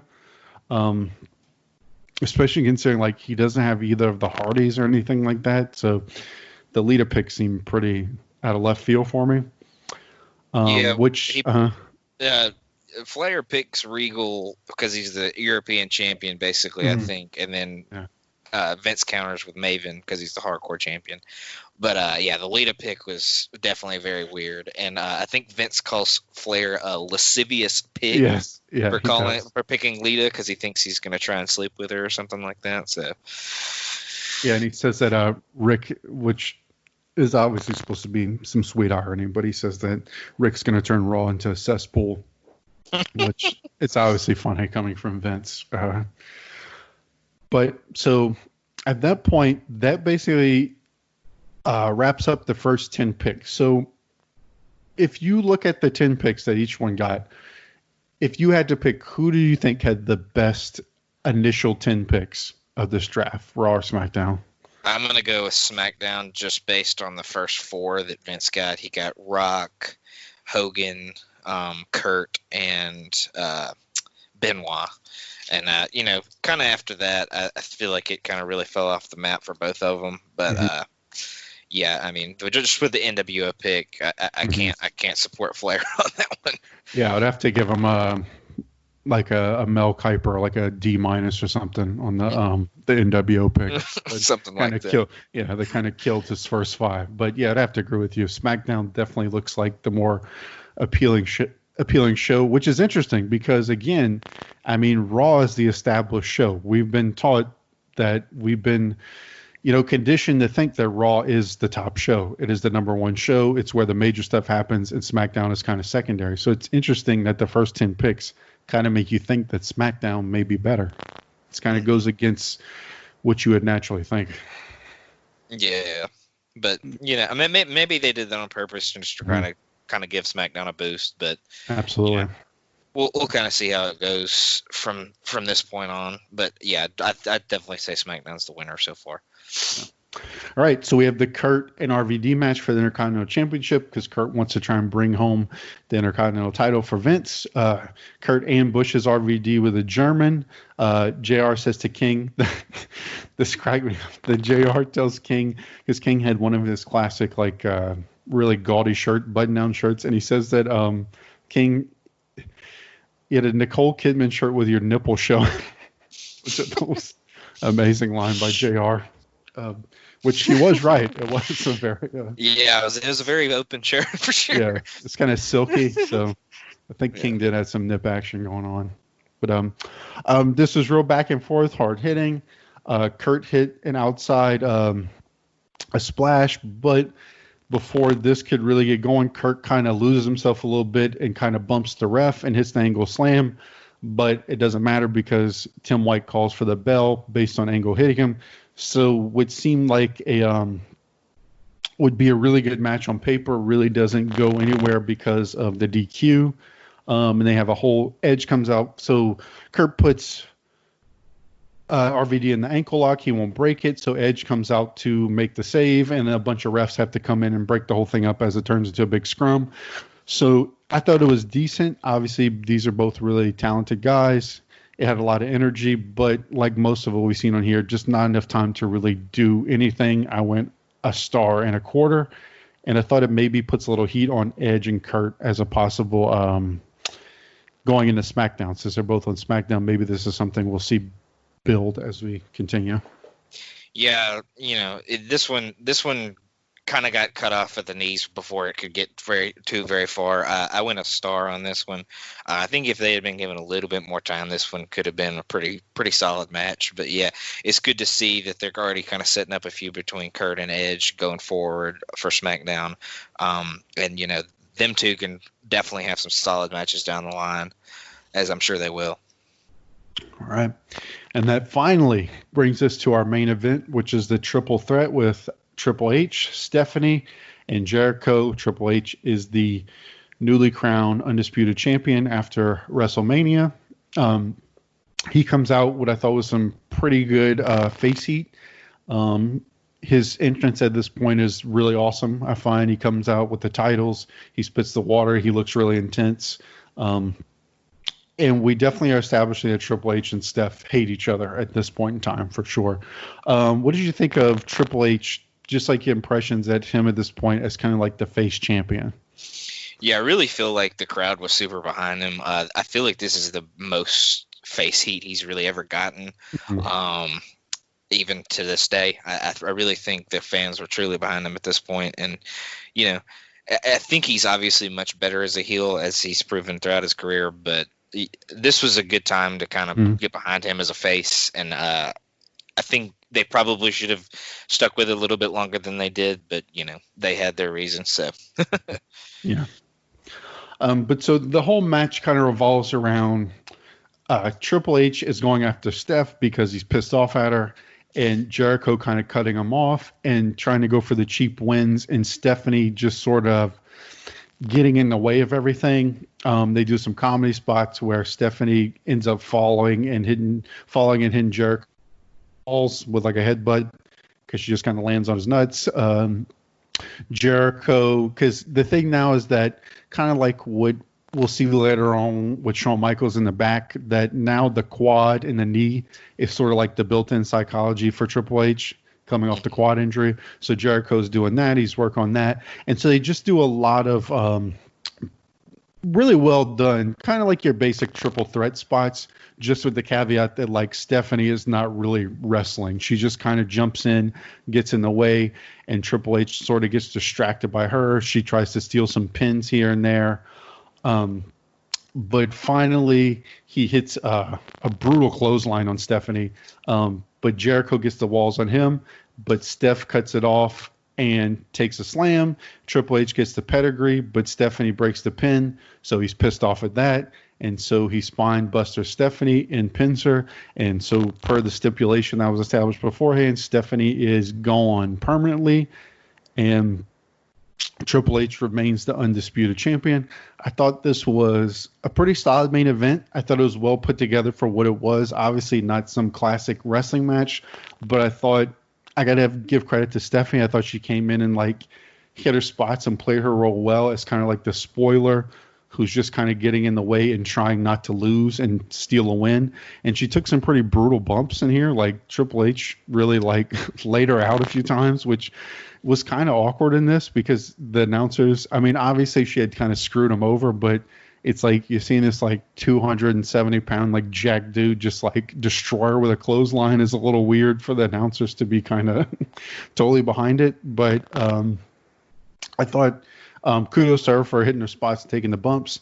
It was kind of just, I thought, pretty standard triple threat kind of spots and stuff that were executed well enough. I went 2.5 on this one. What'd you think, Logan? Yeah, and Stephanie was resplendent in her as much leather as possible outfit. Yes. I believe at some point in the match, JR said the audacity was clothesline right out of her britches for something about Steph when she took a clothesline. And yeah, the the spine buster in the match was pretty brutal, and it was a kind of a rough bump for Steph to take. I wrote down where this is the point when JR finally calls her a Jezebel. I feel like he hadn't really pulled that one out, because that's usually a pretty good Stephanie line that JR he wore it out too. I feel like he called her Jezebel like at least 12 times in this match. He was like wearing it out. Steph also came out to the My Time entrance that Triple H used to use, and I always loved that theme song for Triple H. So I'm glad she kept that alive. But yeah, it was pretty solid match. Pretty standard triple threat. I'm glad that they focused on the leg. Kind of kept that going with the quad injury and all that. And I gave it 2 stars. Yeah, again, it was nothing great because, I mean, especially here, this is not later Stephanie who kind of becomes a pretty good, she gets a little more jacked, and like this is still kind of skinny, like, non-wrestler Steph, who really, her only role in matches at this point is just to kind of go in and not really play the role of a wrestler. But they did it well. It's just a lot of breaking up pins and spoiling things, which is fine, but it wasn't anything great. So, but the main thing about this is that now she is gone. She gets escorted out by security, and in a really great moment, she's kind of kicking and screaming, which she's so good at, and kind of cackling and holding onto the ropes and fighting the entire time. And Triple H starts leading the crowd in the na na na na, the whole chant to tell her goodbye, and waves sarcastically to her. And so, at least from what we're told, Stephanie is gone. What did you think of the whole the ending with her being escorted out? I thought she'd played it well. Yeah, she played the bratty daughter role kind of well. You getting dragged out of the arena. And, Triple H won a lot of points with Vince this night by starting the nah, hey, hey, hey, goodbye stuff. So that's always Vince's favorite thing. And I think it's a good thing. Like, we're looking back on this with so many years. I think at the time, people were so caught up in kind of Stephanie and like what was her role in the company that it was harder for them to kind of step away and just look at like her performance, like in the ring and how she's playing her character, like to kind of look at that in a bubble and not have that be clouded by what they thought of her as like, she's putting herself into these angles. She's a McMahon inserting herself. I think it's a little easier now to just step back and, give her a little bit of credit for whether if she's going to be in there, she's doing a pretty good job. Yeah, she's very solid at this time point. I think she really came into her own kind of around this time period. So, and she would, continue to kind of be the same the rest of her career. Yeah. All right, so let's get into our overall thoughts on this episode. So this is obviously kind of a weird episode of Raw as far as something to just sit and watch as a standalone episode, because kind of like I felt that after the initial novelty of like this is the draft and, seeing how it was actually going to work, I felt like the draft parts got a little mundane to me. Like it was just kind of going through the motions and filling out each roster. Not having Austin, I think, hurt them because obviously, and I mean, they don't mention him either. It's not like, I didn't even find they built it as an angle, like, where's Austin going to go? And there wasn't like some drama hangover. They just said like at the top, you can't draft Austin. And that was about all they said pretty much. And so they didn't, I thought it was kind of a weird vibe hanging over the show with that. And I just thought the draft came off a little anticlimactic and sort of just going through the motions and not quite as epic as what you would hope for the first one like this. And I didn't think there were enough storylines being built into it aside from the authority figure stuff, which I think is a little tricky because ideally, and obviously we'll see what happens whenever the shows actually start, but I feel like you want to start building some feuds. I thought they could have maybe built some feuds during the draft between particular guys and not just have everything be heat between the GM, the two GMs, and then the guys on the roster and the boss. It really puts over the authority figures as the main, like source of heat. And these are not two guys who are going to be wrestling week to week. So it's kind of it's a hard thing to pull off, I think. So I just think this is a hard thing to pull off as a live, like typical episode of Raw. Like I think if you saw this now, it would probably be its own standalone kind of thing with no matches or anything. It would probably be like on the network, and it would be more like what you see with the NFL draft or something. Like people would make picks and you would have analysts talk about it for a few minutes and they make the next pick. I don't know if they would really attempt to do it in a live setting, but at this point, this is kind of what they had, Mm-hmm. So I went 4 out of 10 because I didn't think it was terrible. But as far as something to just kind of watch in a vacuum, to me, it's not the most entertaining episode of Raw that you're going to find. Yeah, I went 5 out of 10. Yeah, I mean, I feel like they had a good idea. The draft is obviously a good pull to get people to watch the show, because that means you're at least changing things up, and maybe it could lead to a more exciting direction or something to that effect.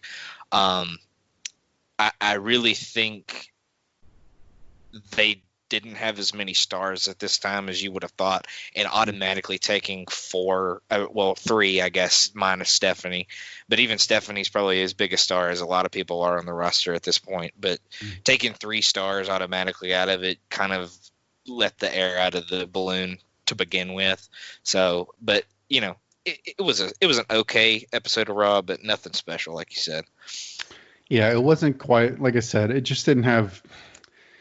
I think watching it now, it doesn't feel like something with as much like gravitas as I think they may have hoped at the time. But they got out the way and it's done. So now we kind of know where we stand. And obviously after this, they do a lottery to kind of fill out the guys who didn't get drafted in the first 10.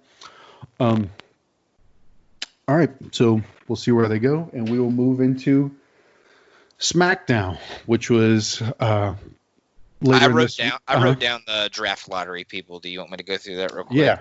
Yeah, go through them. Who do we have? Okay, for Raw, we have Bradshaw, Stevie Richards, Matt Hardy, Raven, Jeff Hardy, Mr. Perfect, Spike, D'Lo, Sean Stasiak, Terry, Jackie, or Jacqueline, Golden Jerry Boss Man, Tommy Dreamer, your good buddy, Crash Holly, and Mighty Molly. So that's all for, and Mighty Molly's still with the Hurricane. So that was all for Raw. And then SmackDown was Billy Kidman, Tajiri, Chris Jericho, Ivory, Albert, Hurricane, Al Snow, Lance Storm, DDP, Tori Wilson, Scotty 2 Hotty, Stacy Keibler, Christian, Test, Farouk, Taz, Hardcore Holly, the Big Valboski, and Perry Saturn. Perry Saturn was the absolute last pick, and I believe SmackDown came our way with an extra pick, if I remember correctly. Yeah, I think you're right. So the takeaways I would take from that is we already said that we thought that SmackDown was a stronger top 10, and then they get Jericho too, which is probably a top 5 pick. So in the lottery, they get Jericho because since he didn't win the title on Raw, he gets thrown in the lottery. So they get Jericho. So the Hardys don't get separated. They're going to stay together on Raw with Lita, which may reveal why Raw, like the random pick of Lita, just to keep her with the Hardys, who are going to be picked later. And as we're going to see on this episode of SmackDown, the APA are another tag team that's going to get that are going to get broken up because of the draft. So it's definitely an angle that they seem to be into, is the breaking up the tag teams. Mm-hmm. Yeah.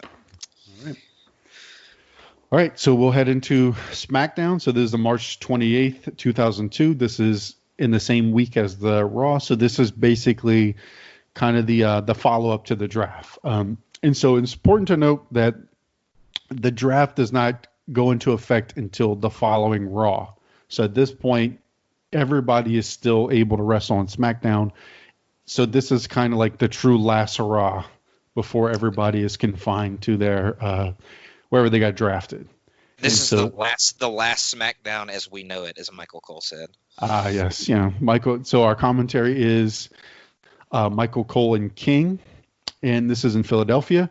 And before we even really get started, we have already announced our main event is going to be the NWO versus Rock. Who was it? Rock, King. Kane and Hogan, yeah. Yes. Rock, Kane, and Hogan. And so kind of building off of what we saw on Raw, now they're just adding Kane into the mix too. And so our first match is going to be Booker T versus DDP. I kind of like that we came right out of the gate with the match, which is something that I think they get away from at some point. But I like that we come right out of the gate with a match. Stems from what we saw in the tag match on Raw. I thought Booker had a really cool entrance with the fire. Thought that was pretty sick. And I always liked his explosions with the fire and stuff like that. Yeah, but this was again real basic back and forth before a diamond cutter, but Booker T rolls out, and then Brock Lesnar comes out to pretty much end this with a DQ. So there's not much to this match because this is basically just another Brock coming to wreck shop. So I went half a star on this one. Yeah, I went 1 star on this one. I actually thought it had something good cooking going along, but it kind of got cut off at the knees. And Lesnar came out, looked like a monster like he did on Monday. And like I said earlier, the F5s that he hit back then were just so much more crisp than they seem to be now. But he looked like a monster like he did on Monday. And I don't think it's an accident that they had him come out and do this in the opening match too. Kind of go ahead and get him out in front of the crowd and show him off. I think historically, usually you have the beginning of the show, you have a ton of viewers, I think, usually. So they probably want to get him out there when they felt like they were going to have the most eyeballs watching, which is smart by them. Yeah, I got a good move for sure. Yeah. All right. So After that, Kurt comes out to the ring for an in-ring promo. He starts running down the crowd. He says that he risked his life in the Olympics with a broken freaking neck, and they shower him in booze. This is just some really awesome. Kurt is an excellent heel, like just a great whiny heel. They tell him he sucks, so he tells them they suck too. He said these people are pathetic because Steph has to leave the WWF, says they have no compassion for thinking it's funny that she has to leave. And he says that Stephanie brings joy to millions, which I thought was a funny line because that's kind of like what Stephanie like presents herself now as like a WWE executive, is that she brings joy to millions, where here it's kind of played ironically that he would say that. So I thought that was funny. So he says she brings joy to millions, and he wants a moment of silence for her. So they cut all the lights, and on the Tron, we get this really funny, like sad, pouty picture of Stephanie that's just like frozen on the Tron for like 10 seconds. And so, of course, the crowd does not buy into this. They do the exact opposite of what he asked them to do, and they constantly scream because while he wants a moment of silence. And that Kurt says he's going to beat respect into the crowd. Okay, so the promo's not over. What did you think about this first part of it with Kurt? I thought the moment of silence part was hilarious. Yeah, was great. And back to what you were saying earlier about the what chants with the crowd. I believe at one point they were chanting. They were still chanting "You suck" after the his entrance music cut off, and then they were one half of the crowd was saying "You suck" and the other half was saying "What," and then they would just go back and forth and back and forth. So I thought that was really funny, and of course Kurt, being the whiny little psychopath that he is sometimes, always a good time. Yeah, it was like he was presenting as if she had like died.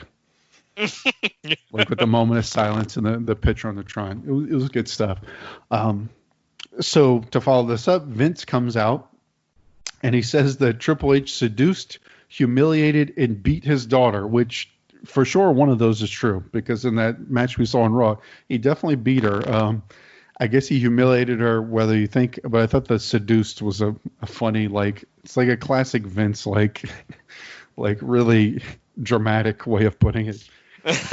And I think Cole at some point during this says she deserved to be beaten or something like that. And I said that probably wouldn't go over too well in this day and age. Yeah, there's a lot of sketchy stuff on commentary where it's like she's a heel, so they're like, no, it's fine if you. It's like, yeah, I don't know if that means she needs to be beaten. Probably not too kosher. But so Vince calls him an SOB, and so Triple H comes out to address them. He says Vince ain't seen nothing yet if he thinks he's an SOB. And so Triple H keeps doing this like snarling voice thing that I thought was a little awkward at times, like I know he's kind of known for doing that, but it's kind of weird. It's almost like a little bit too much at times, like making his voice like super I don't know how to put it, like gravelly and deep. Yeah. And so trying to sound like a tough guy.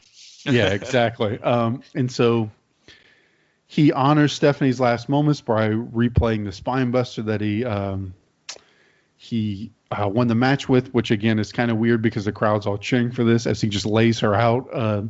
Kurt gets mad and says he wants a match.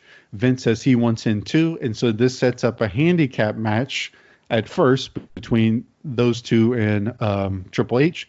But then Nate comes out and says that he used to party here all night long in Philadelphia, and he's wooing the whole time, and he progressively gets more and more jacked up until he finally throws his coat off and he says that he wants to team up with Triple H to get his hands on Vince. I really love Flair here. I thought he was awesome, kind of escalating his energy and like going in. I felt like in the last episode he was real reserved as like professional GM Ric Flair, and here we get kind of fired up, insane Ric Flair, throwing the coat and everything.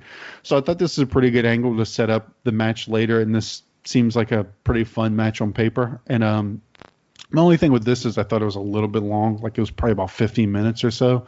I thought they maybe could have trimmed it down a little bit because it's just kind of a long time. And all these people are obviously really talented and are really good on the mic, but I just think 15 minutes is maybe just a little bit too long for like an opening out in the ring promo. They maybe could have got the same thing accomplished in a little bit less time. But overall, pretty good, I think. Yeah, Flair kind of did the styling profiling kind of thing. I kind of wanted to see him drop the elbow on his suit jacket, but I'll get over that one, I guess. But yeah, Flair definitely showed a little bit more fire in this episode, but I do feel like he kind of rambled at points. He could have just kind of made the match and got on with it, and kind of insulted Vince a little bit. But it was a good segment overall. Kurt and Vince and Triple H and Flair are all extremely talented guys, like you said. But yeah, good opening segment. Yeah, and this is a common thing for them, is to set up, a big match for later, to come out with a big promo to set up a match later in the night. Absolutely. And so we cut to the Dudleys in the locker room, who are kind of melancholy due to being drafted to different shows. Devon says if they can win the titles, they can stay together. And so they're establishing this angle because they're going to get a title shot tonight on Smackdown. Because if you get the titles, you get to stay together. So if they can win, they will get to stay together, which I thought was a really interesting way to play this on this match. It creates a little bit of drama. We are in Philadelphia, which they mentioned in this kind of promo that, this is kind of their ECW stomping grounds. They run over all the titles that they've won. So I thought this is a good angle for the show to kind of put some drama behind this, that like maybe they're not going to be split up after all if they can come in and win the titles. What did you think about this Dudley Boys promo? Yeah, I mean, it definitely gives it a little bit more story to it, and gives it a little bit more stakes. The match, not only that are there for the titles, but they get to stay together if they win. I really like the fact that it was in Philly, and they kind of played that up, and that's where they got together and started the team, and that they had so much success in that town. So, but yeah, it was a good little promo, and definitely gave some good stakes to this match coming up. Yeah. So it's hard to say because we kind of already know, because them splitting up is pretty famous. But did you feel like they had a chance to win this? Maybe a little bit, just because it was in Philly, and maybe get the ECW pop there. But I kind of felt like they wanted to go in a different direction, just to try and see if they could get something out of it. Yeah, and it's like you mentioned too. So if Billy and Chuck lose, like, what do they do with them? Like, did they have a plan for them too? So that would kind of muck things up a little bit. So they're really hyping the stakes for this match. So it's Billy and Chuck versus the Dudleys for the tag team titles. Billy and Chuck have Rico with them. So there's a lot of back and forth, and the Dudleys start to get the upper hand. They get a visual pin, but Rico distracts the ref. And so in a really, dumb moment, Devon, because Rico's distracting the ref, decides to chase Rico to the back like an idiot, leaving Bubba by himself. Billy sneaks a famouser when he's not the legal man. I think he wasn't the legal man.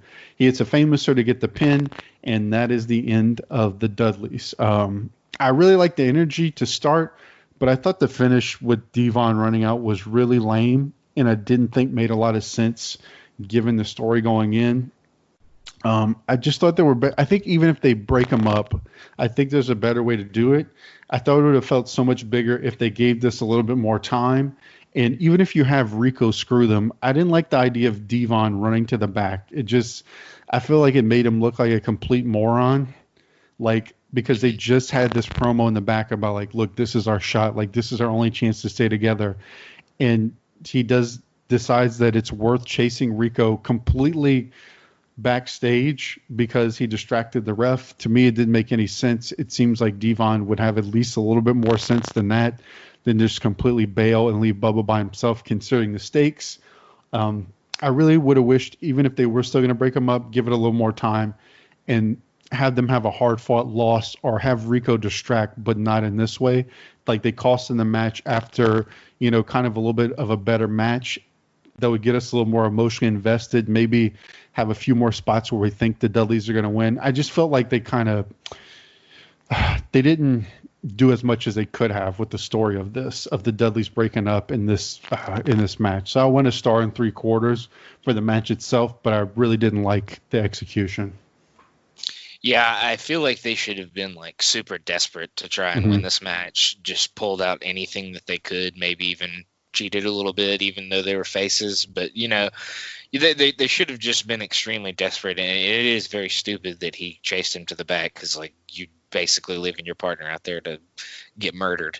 I mean, they could have fought him for 20 more minutes, and Devon may not have come back if he never caught Rico, I guess. So, yeah. But yeah, this definitely could have used a little bit more time, and I definitely think that Dudley should have been a little bit more desperate to win this match at all costs, just so they could stay together and they could continue to rule the tag team division and all that. But or like even if they're going to lose, I just think because the thing is you're breaking them up, so you want to get what you can out of breaking them up, because they're a really established team. They it's hard to imagine them not being each other. So if you're going to split them up, you want to milk it for what you can get out of it. You want to make it a moment. And to me, they didn't really do it. Now they give them this whole thing where obviously they get to come back. Devon comes back out, and after the match is over, they do all their signature spots like the "was up" and the 3D, and they get the tables and all, which is fine. It gets everybody to get them to see them doing their signature stuff again.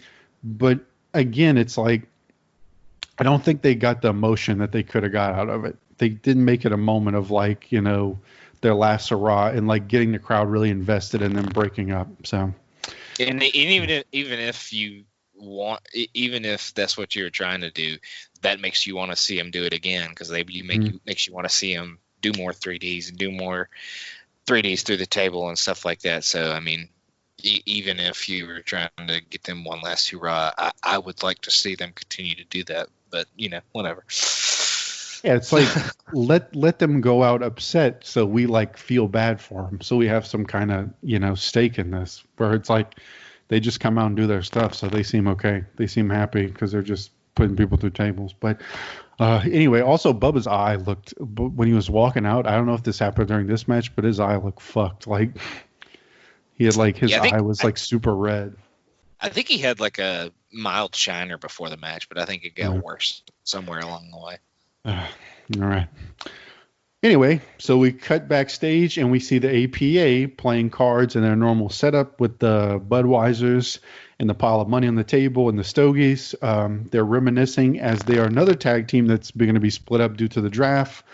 So they kind of talk about how, they're going to make the best of it. They're going to do what they always do.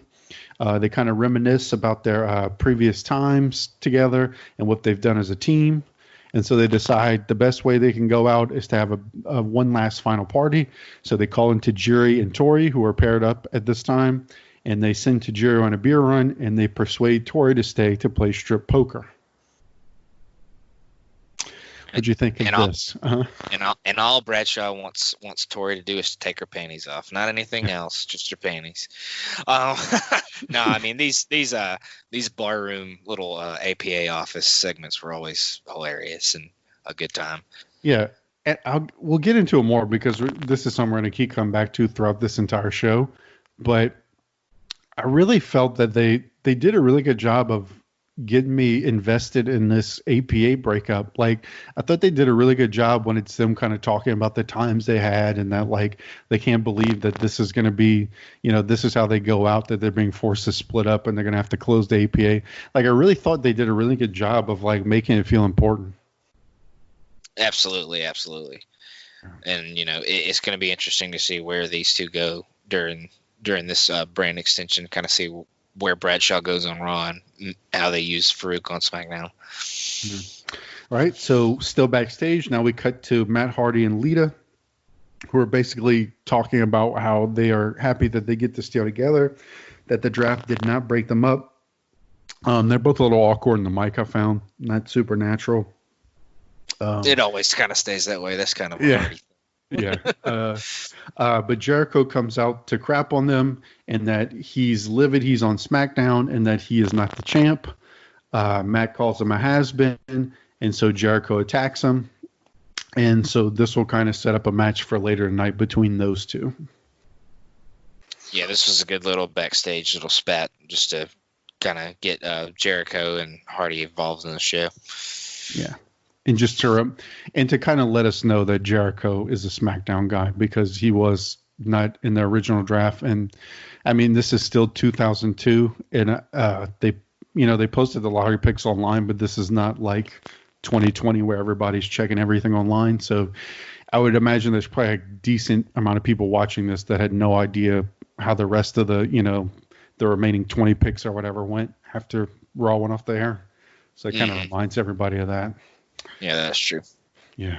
Okay, so next up we have Rock talking with Hogan backstage. So they're definitely starting to establish that Hogan and Rock are kind of buddy-buddy through this, because this is the second time we see them backstage together.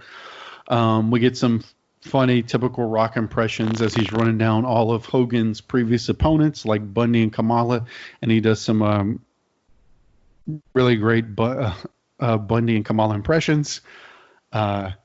He vouches for Kane because they're kind of discussing, can they trust Kane? Is Kane somebody who's they're going to be able to work with? And then Kane shows up and does his own impression of Hogan and Rock. This is a funny segment. I thought Kane did really well doing his Hogan and Rock impression. It was a nice change of pace for Kane. Just kind of like a typical thing that they would do with Rock a lot, where they have Rock bring out the kind of funny side of somebody that you don't normally see sort of more funny comedy stuff from. But it was fine. It kind of gave a chance to kind of build some face heat for this team that we're going to see later in the night. Yeah, this is one of those all-time kind of backstage promos that you'll see in all those funniest promo videos of all time, because Kane does the crazy impression and talks about his fans being the Canaanites and all that kind of stuff. Yeah, that's true, the Canaanites. He talks about the Hulkamaniacs and the millions and millions, and then his Canaanites. So, yeah, that's one of those promos that you'll see in all those kind of YouTube videos of like funny, hilarious promos. So I thought it was fairly solid. Yeah, and he nailed it too. Kane really nailed the he was a natural. He hung with him like he hung with Rock as far as the goofiness. Oh, absolutely. Right. And so that is our next match, is Kane, Rock, and Hogan versus the NWO. In a sad moment, if you watch this on the network, the Hogan dub is not the greatest thing you ever hear. It's like a weird rip-off Voodoo Child song that is not fantastic. Yeah, it's pretty brutal. Yeah, Rock is crazy over. And as they're doing the entrances, we get the quick as they do mid-show. And we already did the Tobacco is Wacko, but another huge right at the time that they plug here is Stacker 2. Get used to hearing about Stacker 2. Stacker 2 was a permanent fixture on Monday Night Raw and SmackDown during this time. Oh, man, they plug Hungry Man Dinners, too, on this, which is, I remember being, like, I was like 13 at this time or something, and I just thought it made it seem like the greatest thing, even though it was basically just a bigger TV dinner. Oh, yeah. I forgot to say this earlier, but Castrol GTX is bringing us backlash during the month. So. Oh, yeah. That's the sponsor for the next pay-per-view.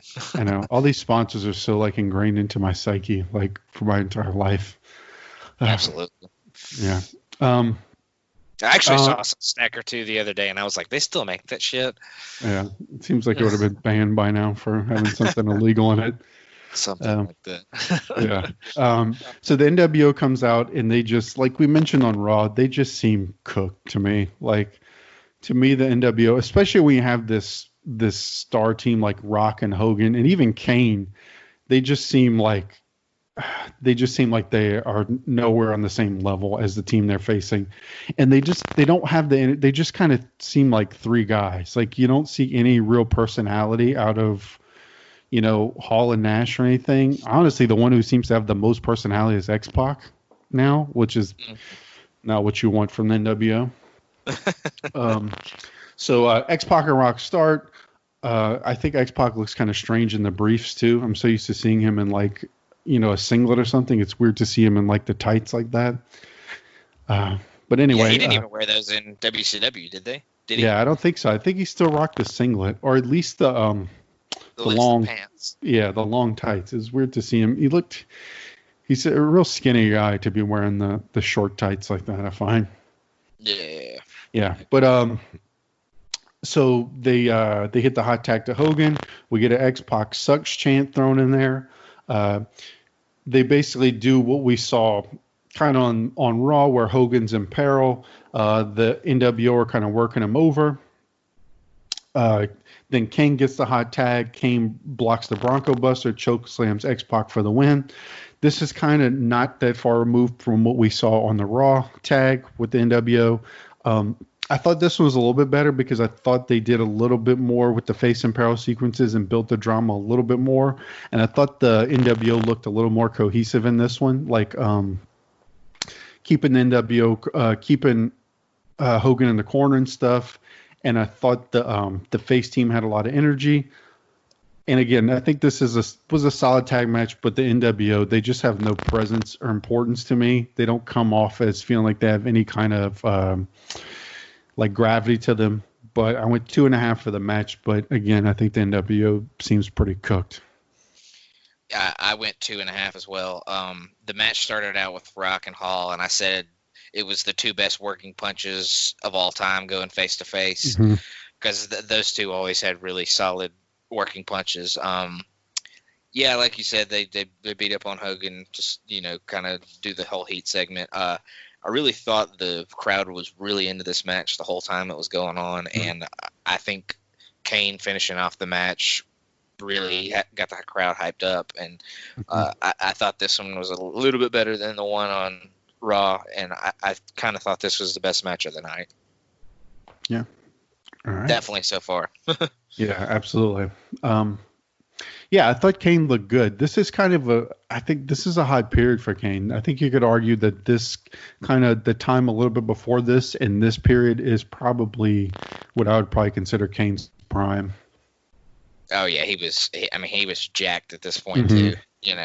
Once he changes the mask, he kind of loses a little bit of muscle mass. So, and then obviously he takes the mask off at some point. And I think it's about a year from this point. Yeah.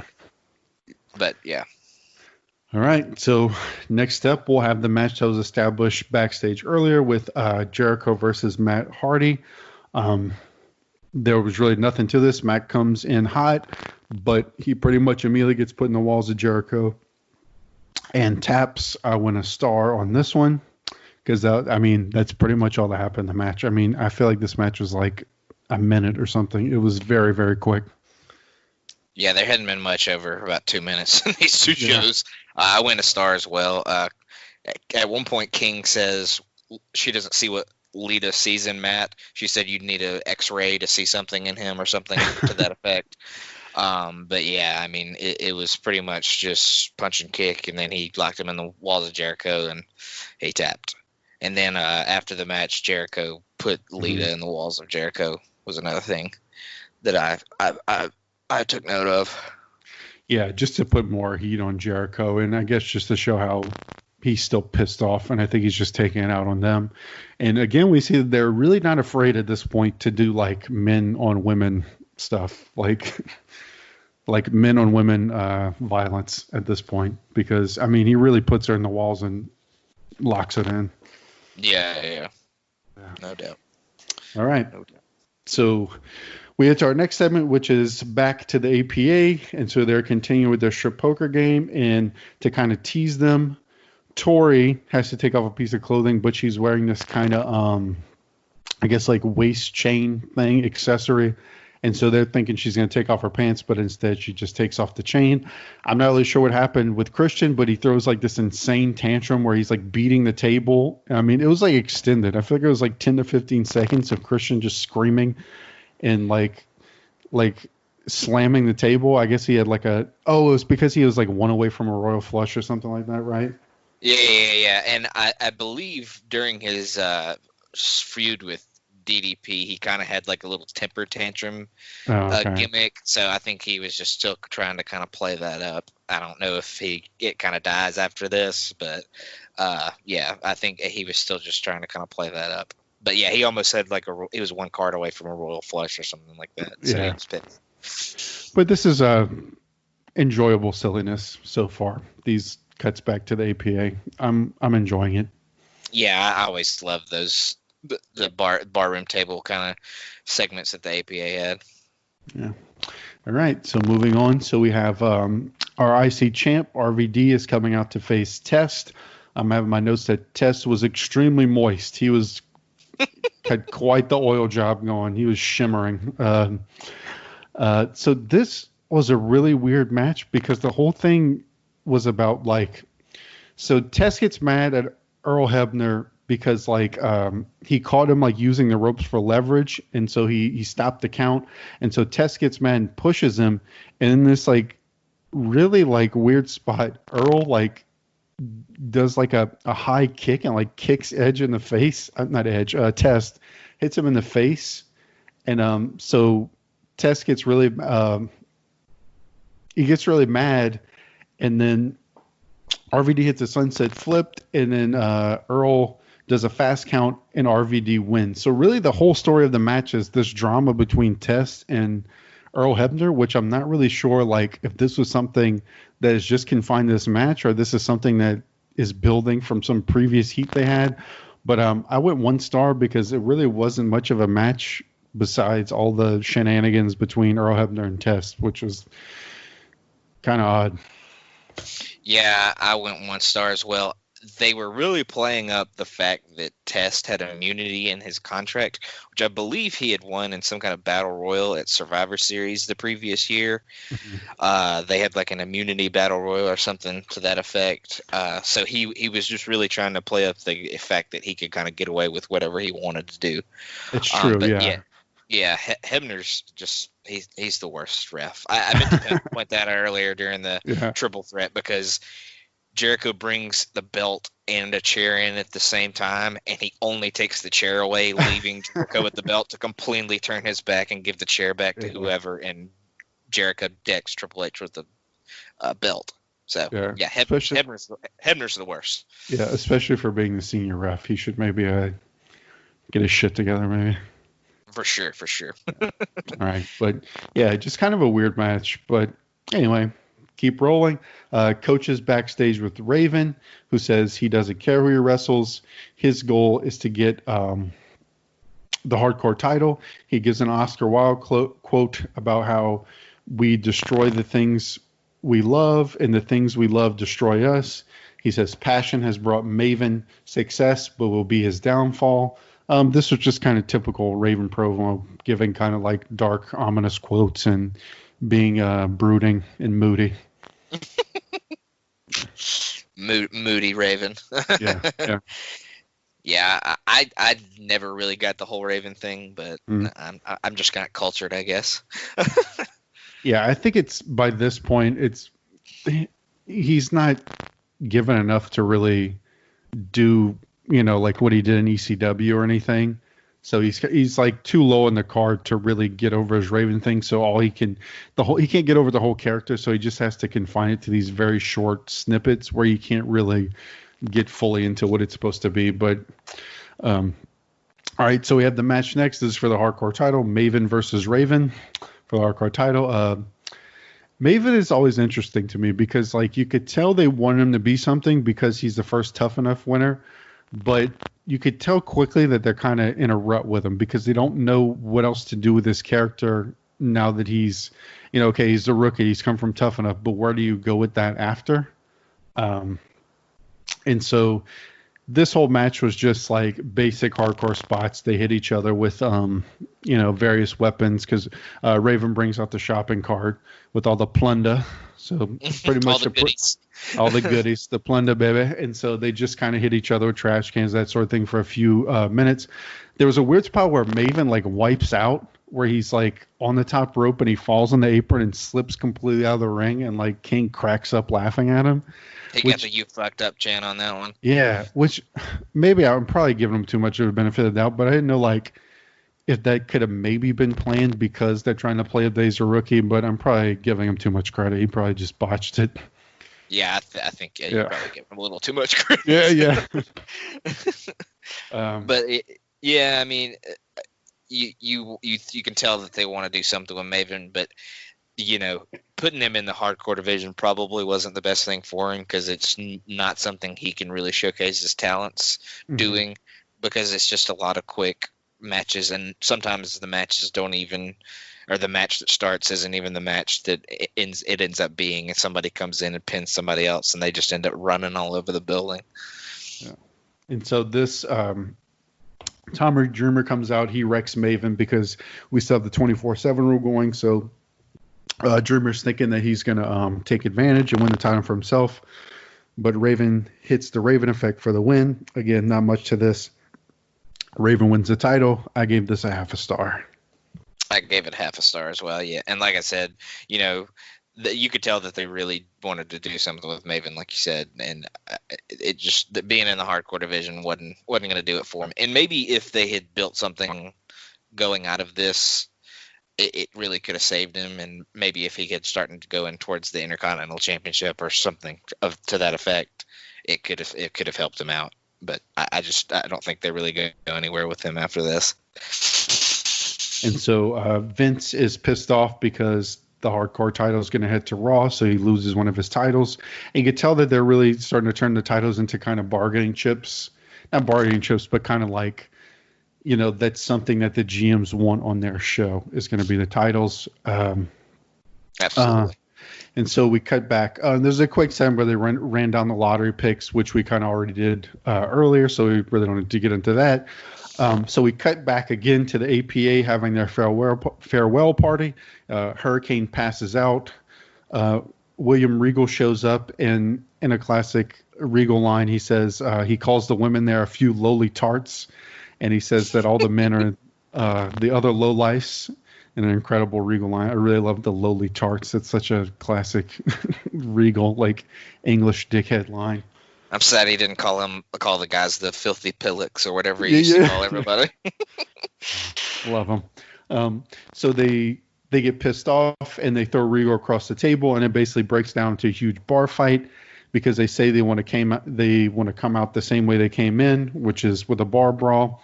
Again, this is a pretty fun angle, and I thought it was really emotional because this is kind of like where they do their sort of last farewell as a team and close the little frame door that they have that connects to no walls that they always put up.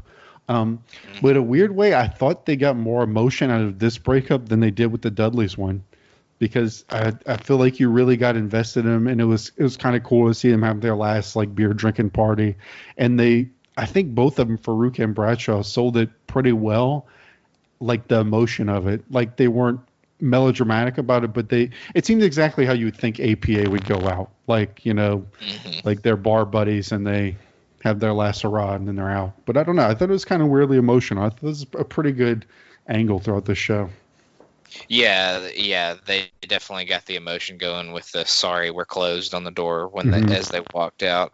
And yeah, they built it pretty well, and they went out with a blaze of glory with the one last bar brawl. But yeah, they were really well done segments throughout the night. Yeah, I like the way they put that all together. Yeah. All right. So with that, we go to our main event, which is going to be the tag with Angle and McMahon against Triple H and Flair. Vince comes out, and he is jacked as always. And King says that Vince is tanned and virile, which is oh wow. And then on the other side, he shits on Flair, saying he has no tan.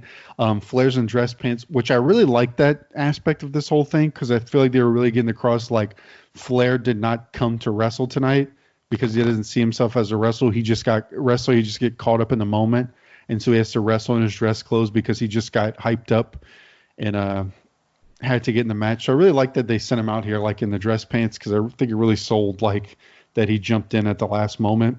And like we said in the last episode, Triple H looks great. He looks like a stud at this point. Yeah, I liked how they kind of played up. Flair was so agitated and emotional that he threw himself in the match without even having the intentions of wrestling that night. Before the match started, I had the thought of that Flair in his prime and Angle in his prime would have been like an absolute 5-star classic. That would have been like 80s Flair versus like this period Angle would have been, or maybe even like a few years in the future Angle would have been an absolute barn burner.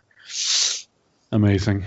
Yeah. So at the beginning of the match, they switch a lot as to who's going to start this, and they finally settle that Flair's going to start off with Angle, kind of hinting at what you said. Like that's a cool thing to see, even though obviously Flair, this is not prime Flair, but just to see those two in the ring is pretty cool.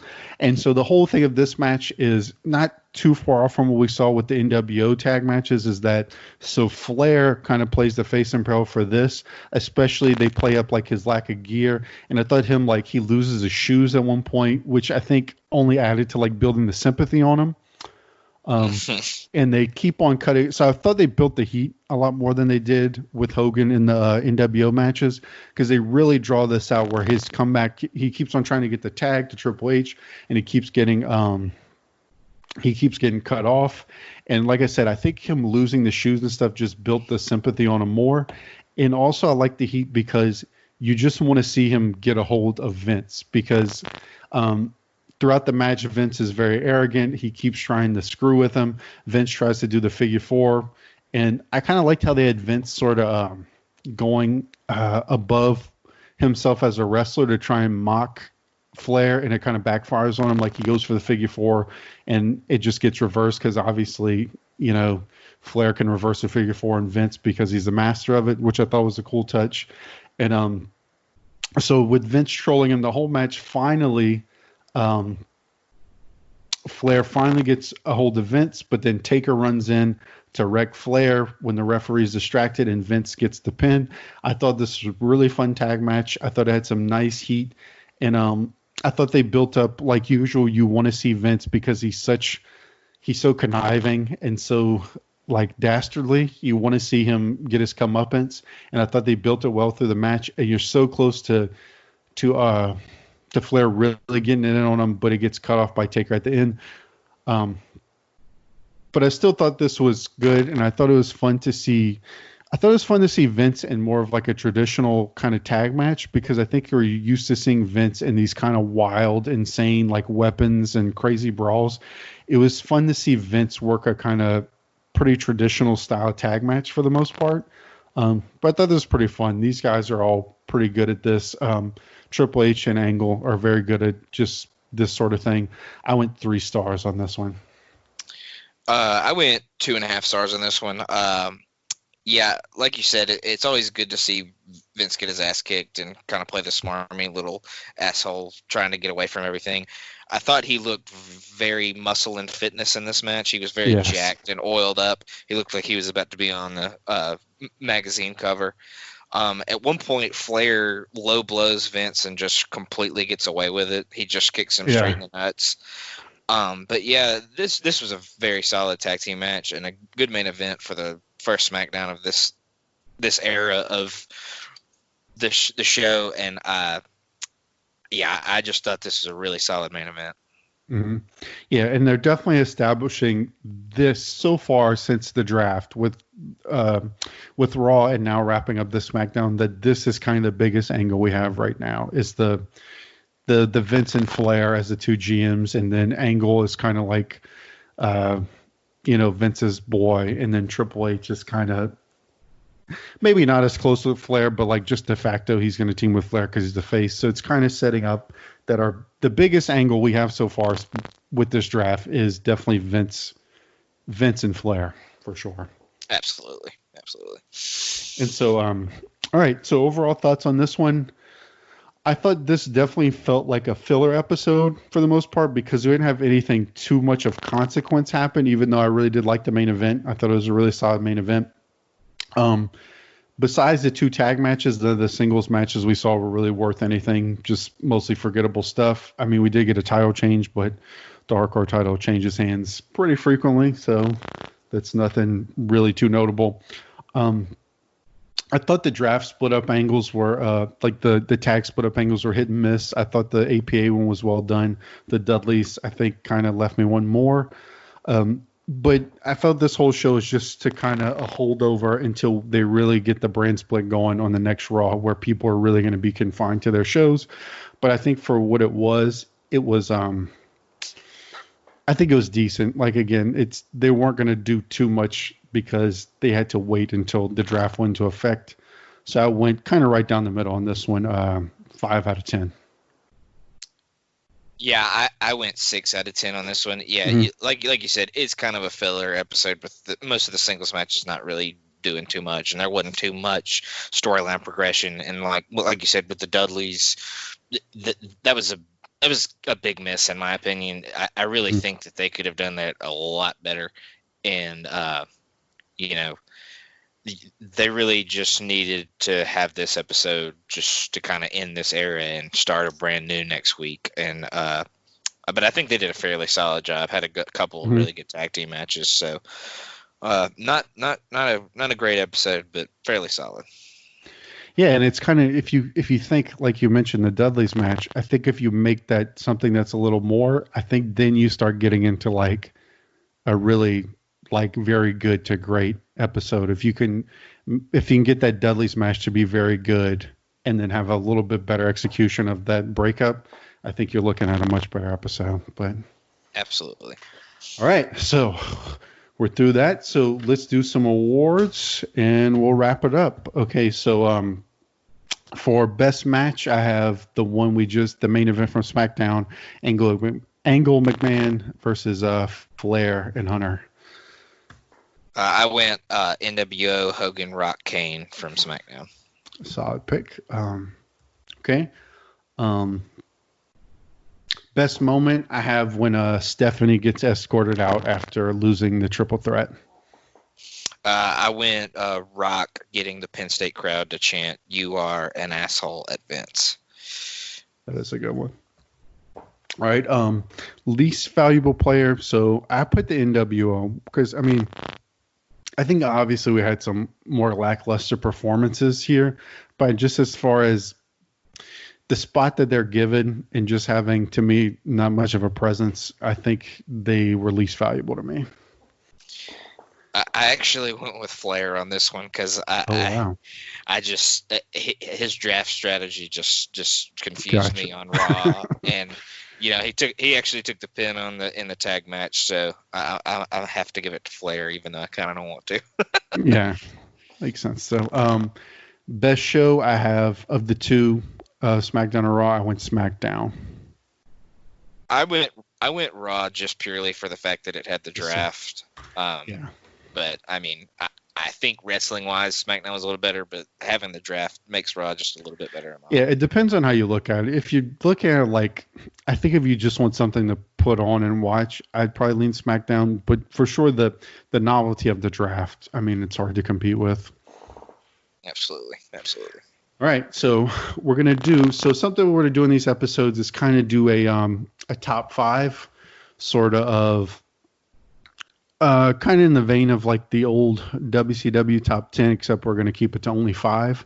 So for my number 1, I have Triple H, the champion. Who you got number 1, Logan? I got Kurt Angle at number 1. Kurt Angle, solid pick. All right. Number 2, I have The Rock. Who you had number 2? I went Rock as well. Rock, okay. 3, I have Angle. Who is your number 1? Who do you have number 3? I have Kane at number 3 because I just really thought he took advantage of his opportunities. He had a good showing. Absolutely. That's a solid pick. I agree. 4, I had Jericho. I had Hogan at number 4 because I thought him and The Rock kind of had 2 solid nights together. Sure.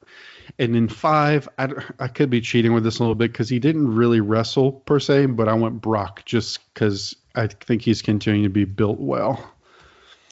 I put Triple H because he had 2 very solid showings as well, and he's the champ, so I had to slide him on there somewhere. Makes sense, but for the most part, we're pretty. I mean, our order's a little different, but it's obvious. Rock, Angle, Triple H are your, and then Hogan is obviously on the rise right now too after his performance at Mania. Absolutely. All right.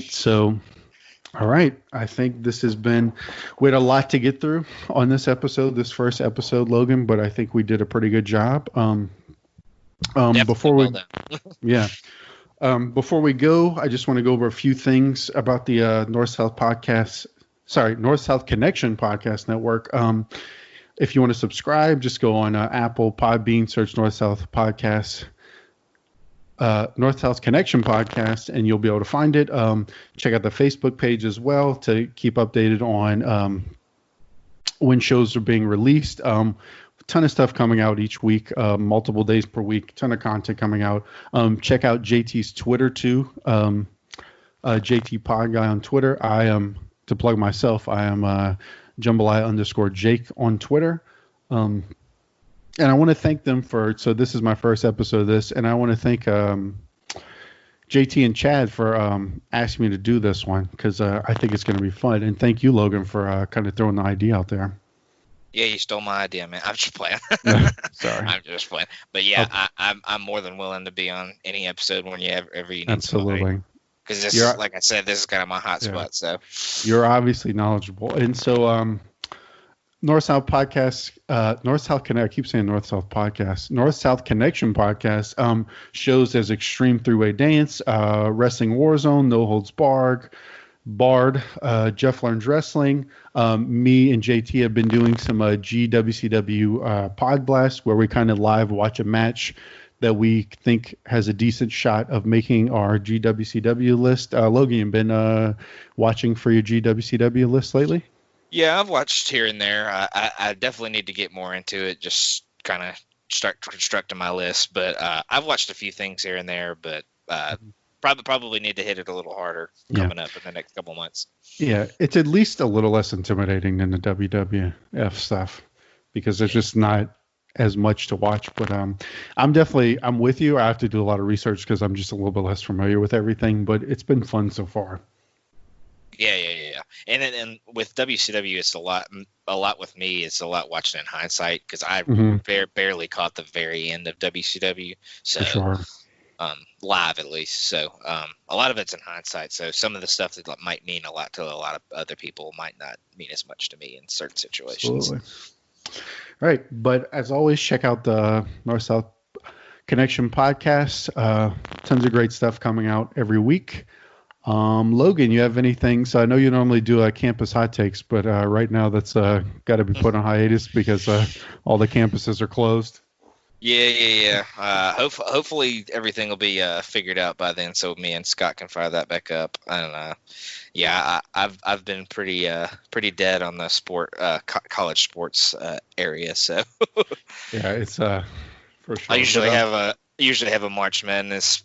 I'm usually part of the March Madness preview, and then college baseball would have the Omaha College World Series. So that's kind of out of it for me. So. But I have a Twitter, Rhino8293, if anybody wants to follow me there.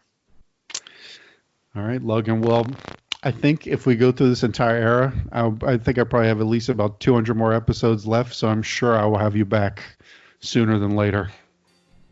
I'll definitely be here, man. I had a great time. All right. Sounds good. So that will wrap the first episode. All right. So this has been some aggression with no Ruth.